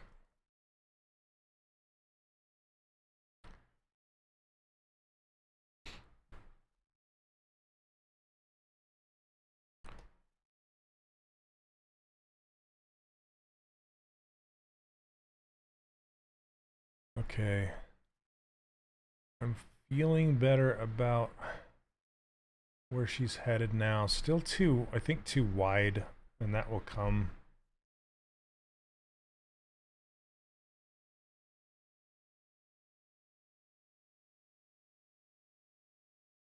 Okay, I want to get that cloth on her head just to kind of get it blocked out and see.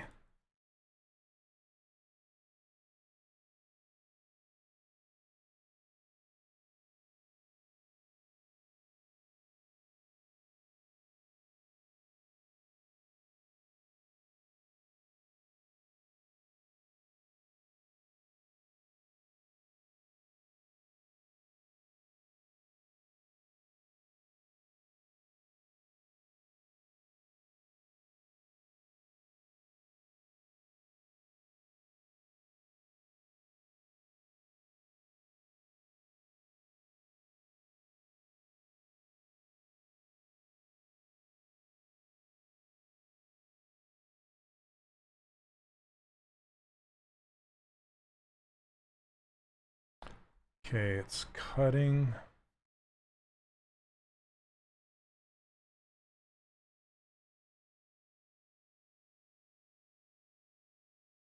Did you find the dandelion guy? Is that what you're talking about?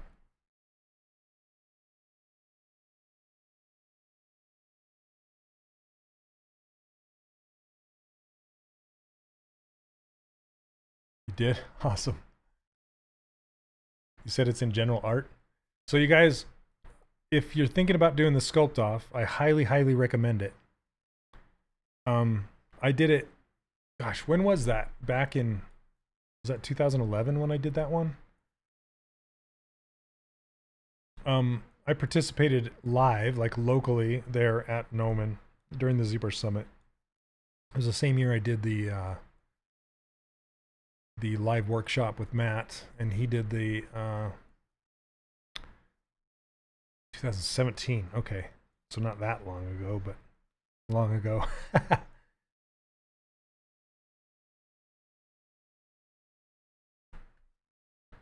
see.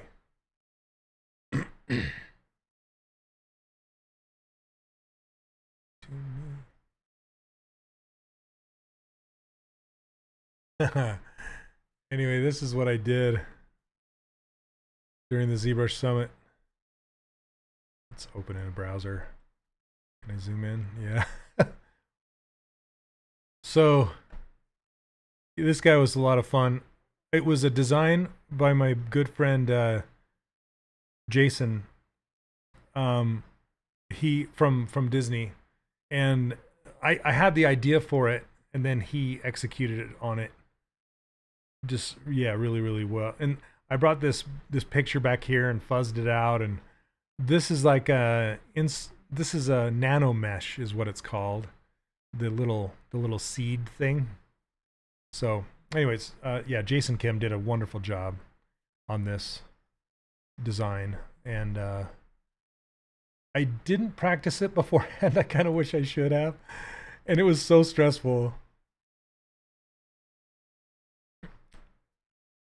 I remember it being so stressful that I had like my headphones in my ears, and the cord was laying across my chest, and my heart was beating so hard I could hear it in my ears. It was a good time. It was a lot of fun. That's when I met a lot of the people that I like to go see there every year, like Martin, and yeah, just so many.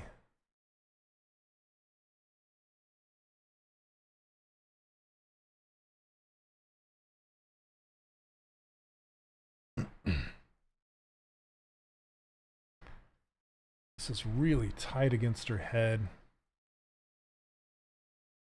You be looking at me.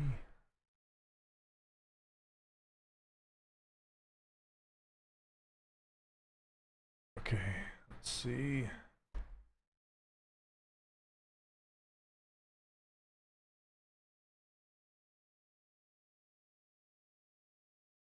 Yeah, let's do that again. Turn perspective off. I'm gonna use this clip curve. See if I can curve it. And if you have this clip curve brush, you can move it around by using spacebar. If you double tap Alt, it'll give you a hard corner, and you can turn it like this. And it will push all the geometry that's on the faded side of the line to the dotted side of the line. Shall miss you all, so sad. Oh, I know, Alejandra, I know. It's really sad. So, yeah, a friend of ours, his name's Dave Wolf. He used to always, I used to always see him at the conferences like Lightbox and CTN and the ZBrush Summit, and he's a really, really good artist, fantastic guy. I'm not sure what happened to Dave, but he passed away recently, and I was just barely talking to him about going to the ZBrush Summit and sharing an Airbnb before I knew I was going to stay with Paul. I was just talking to him, and yeah, I don't know what happened, but super duper unfortunate and sad. It's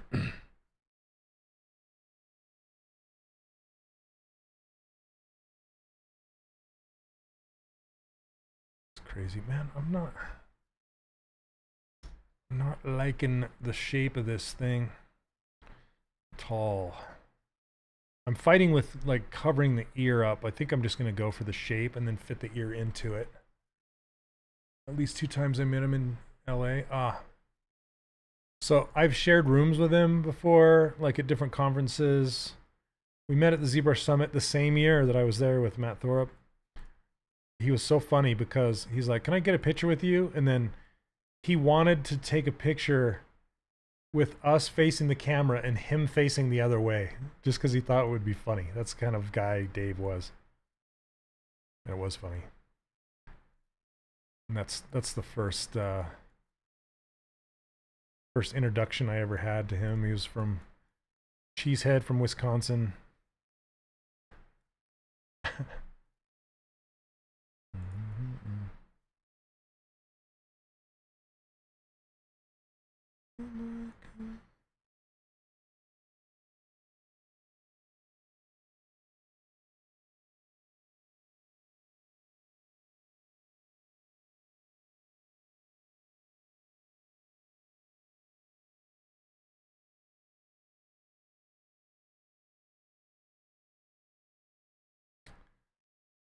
Okay. Yeah, yep. He's hilarious, that guy.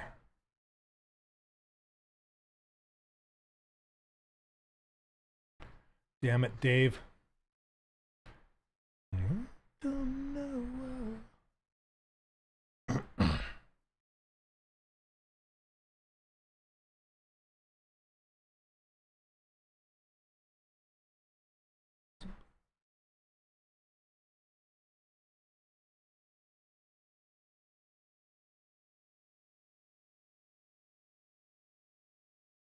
Okay, I'm just going to kind of rough this in place really quick.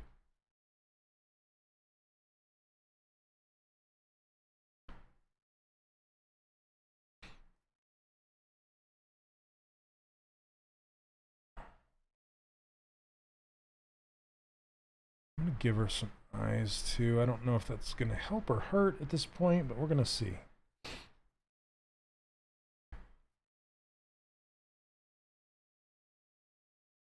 Grab this brown color.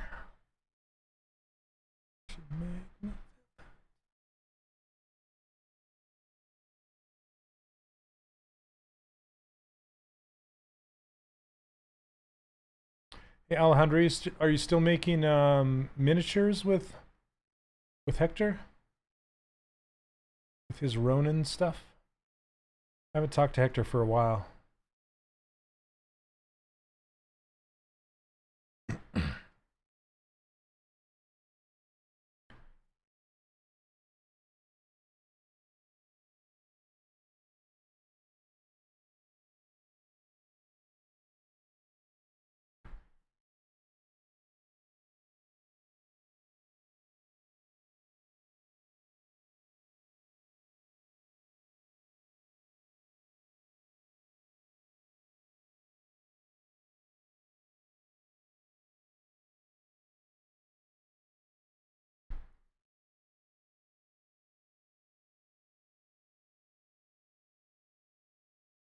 Again, you guys, if you haven't seen the live action One Piece, I highly recommend it. It's really, really good.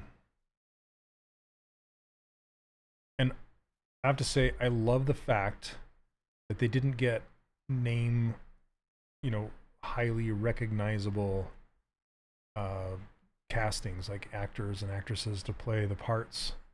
Like, I don't know that I recognize any of them, and I love it.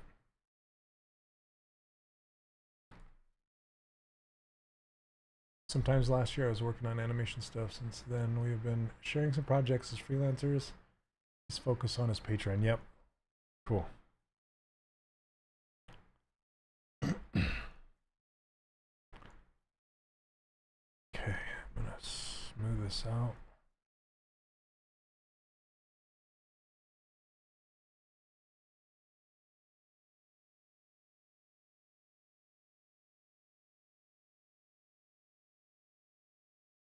So good. Just the fights, the choreographs, the costuming, the characters, and they left in the weird, like the snail phones and things like that. They left all that in there.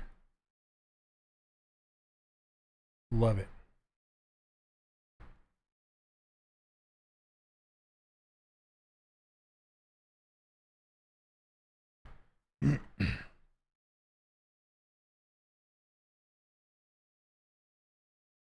Okay.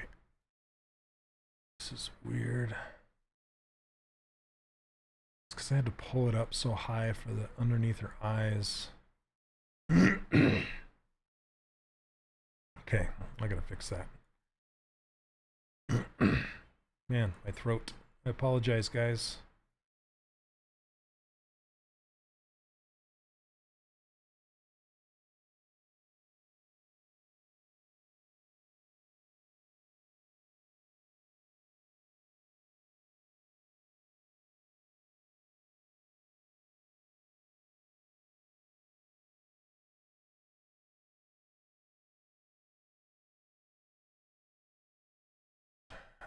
Chiro Oda was involved on it too, apparently, so I imagine he wanted to keep some of the remarkable details. Nice. Nice. Yeah, and I have to say, I probably shouldn't say this. I just love how they didn't whitewash it. You guys know what I mean. I'm tired of that. Even, yeah, that's all I'm gonna say. Happy they did not do that.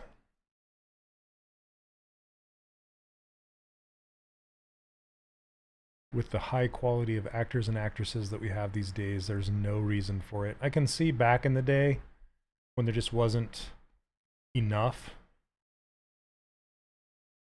in the world, but now there's no reason. No reason.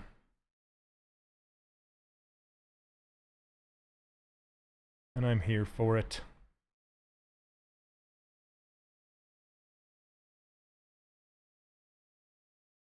Right? Right? Okay, where did my symmetry go? Where did my symmetry go?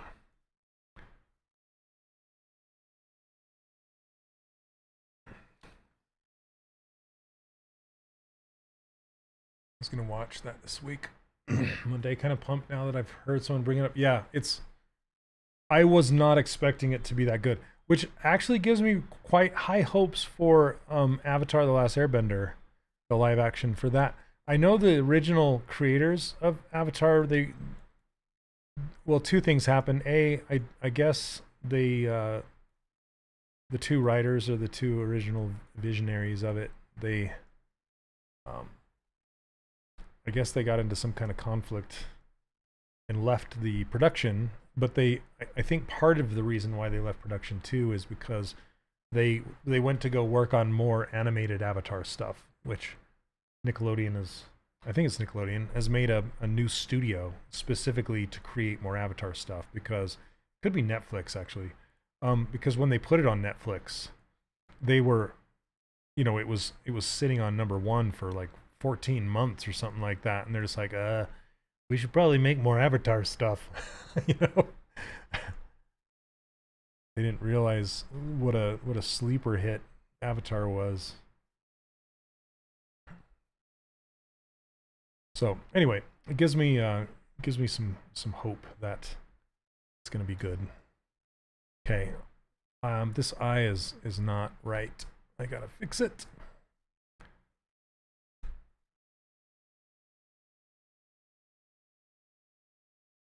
Just gonna change the look of it a lot.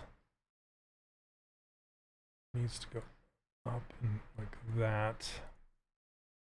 Closer together.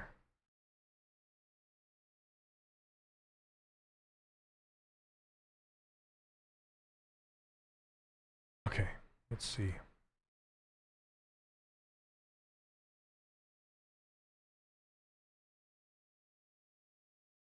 I actually like who they chose to play oh, what is his name? Aesop. I mean, I know he doesn't have the the crazy nose and curly hair, but I think the personality is there, you know. They did a good job. And I think they did a really good job with, I don't want to do any spoilers, but the leader of the fish people. He's really well done. His voice is crazy good.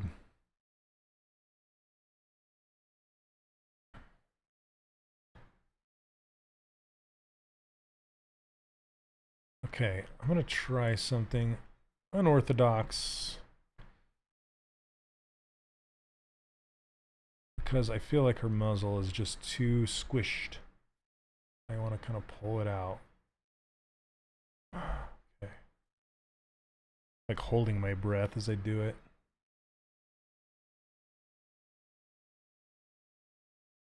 That feels better. Okay. All right. I think that's where I'm at for today. Her head just overall feels wide to me still. This is very narrow and tall, and this is wide, so yeah, Arlong. Yeah, it's so good. So good. Just what they did with his nose is really awesome, and his voice is great. My favorite character is that guy with a gigantic sword on his back. Oh my gosh, I want to model him. So good. Such a badass. They just made him feel like a major badass.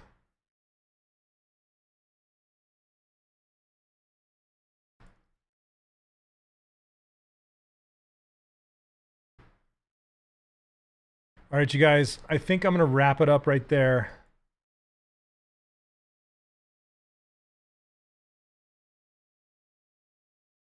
Thank you all for hanging out with me today.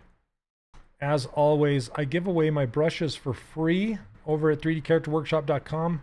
If you don't have them yet, I implore you to go grab them. I like that word, implore you.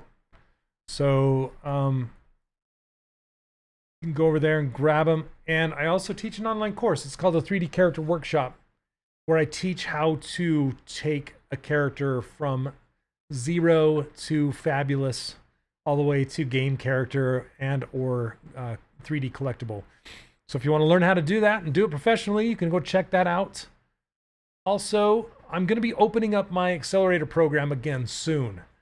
If you're interested in that, what that is it's a weekly group mentoring program where I give you feedback on your models every single week if you have something to show. And if you're interested in that, please give me an email. Send it to shane.olson@3dcharacterworkshop.com. Or if you're already a student of the 3D Character Workshop, you can send me a direct message inside of the private Discord for the students, and I'll give you all the details. All right, guys. Thank you so much for watching. Have a absolute blast this week. Hopefully you can get some sculpting in, and we will catch you all next Monday. All right. Thank you, everyone. Have a great week. We'll see ya.